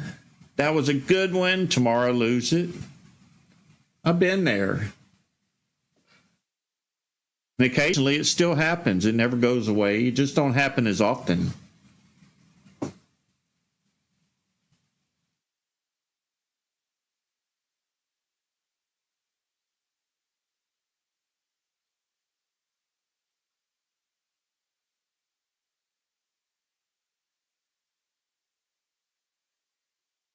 Yeah, if you're talking about here, so when I first got rid of my volume bars, of course, I went to the half green and half red ones. I'm sure we've all been there. I actually have those volume bars over in TOS scripts. But when I got rid of the volume bars is when I created this label that told me the total volume, the current candle volume, the last candle volume, the pre-market volume, and which one was greater, the sellers or the buyers in the overall market. This was really all I needed to know about volume. I didn't need some more noise up here throwing lines on the screen. But I still wasn't happy with these last two because I couldn't remember if there was more buyers and sellers overall. It's telling me there is for a split second, and that worked. But now I can look back and see what this indicator did over time.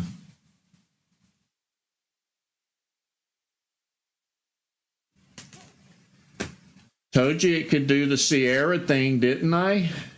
Or Sarah, S-E-R-A.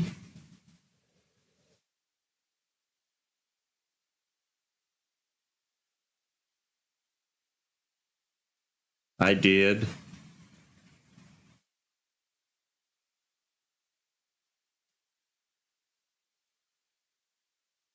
Back then, way back in the day, it was more or less finding the right group. If you found the right group that were all focused on the same stock, back then, you were a successful trader. Because we didn't have all of these tools, we were still counting on group purchases.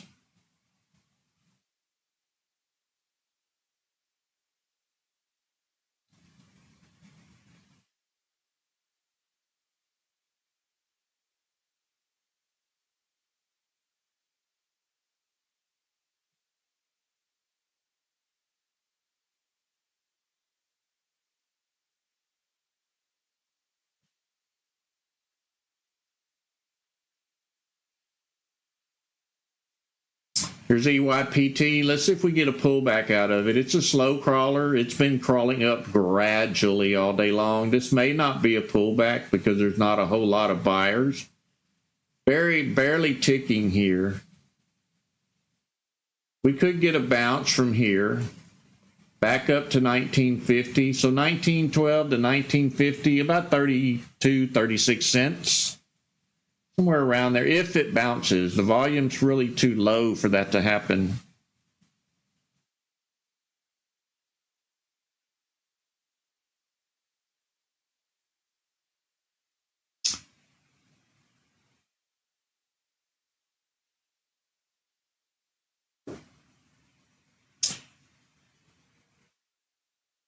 Thank you, Hamrick, for my comment. That's kind of like what I want to happen. I'm not here to force God on you. I don't have to do that. When it's your time, when you're called, you'll understand.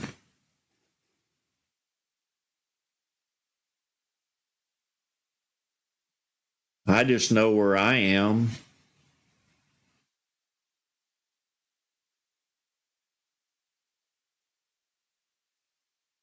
So EGYP did do the pullback. I tell you, it happens and it works. You see, we're right back up there where I said it was going to go.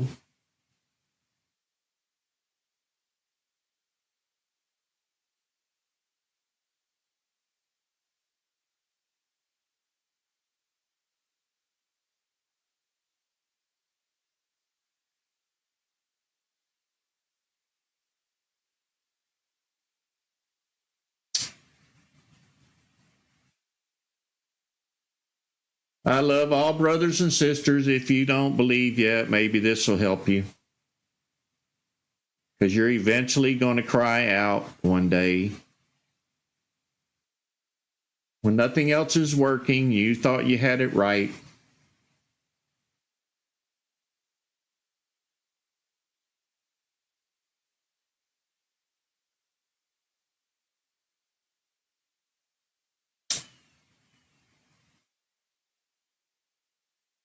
So, Mario, did you see me call this out? Do you know what I did here?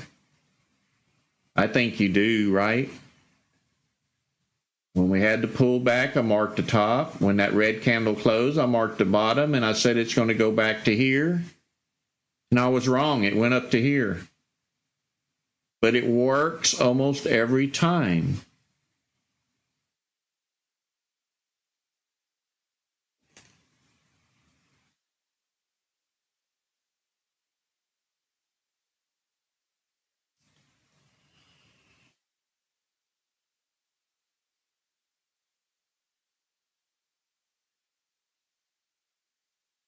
See you later, James L. God bless you, brother. So we're at 1912 and almost to 20 because of support and resistance levels.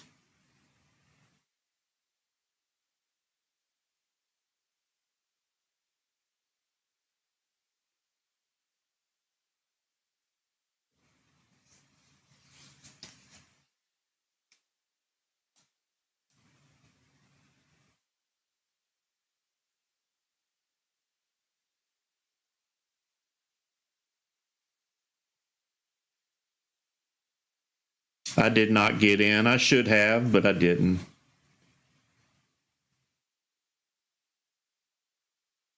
Mario, did you trade it?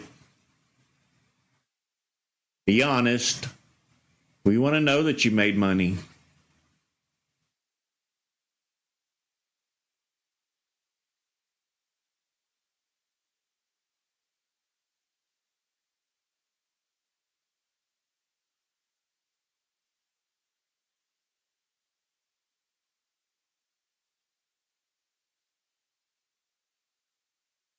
And it doesn't matter if you didn't, because I didn't trade it either.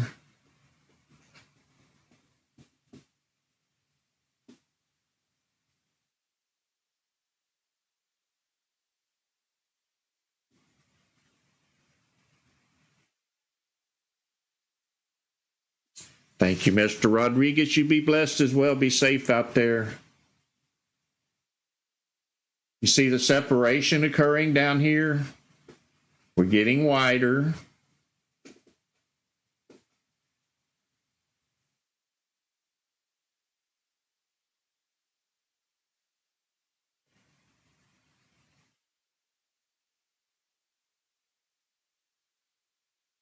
Mario, $75 is great. The whole point is you got in, you trusted it. You trusted what you seen.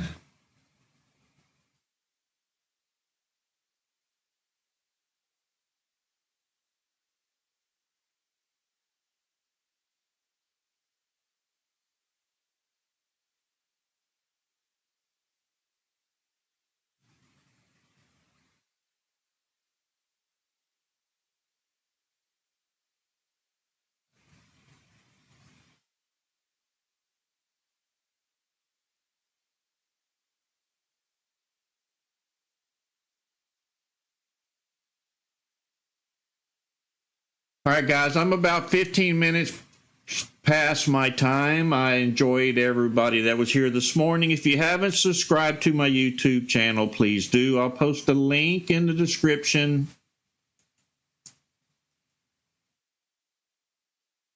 You can find a link to our Discord in the description of every YouTube video. Like the videos, comment on the videos, let YouTube know what I'm doing is good and that you like it. It also lets me know what I'm doing is good and that you like it.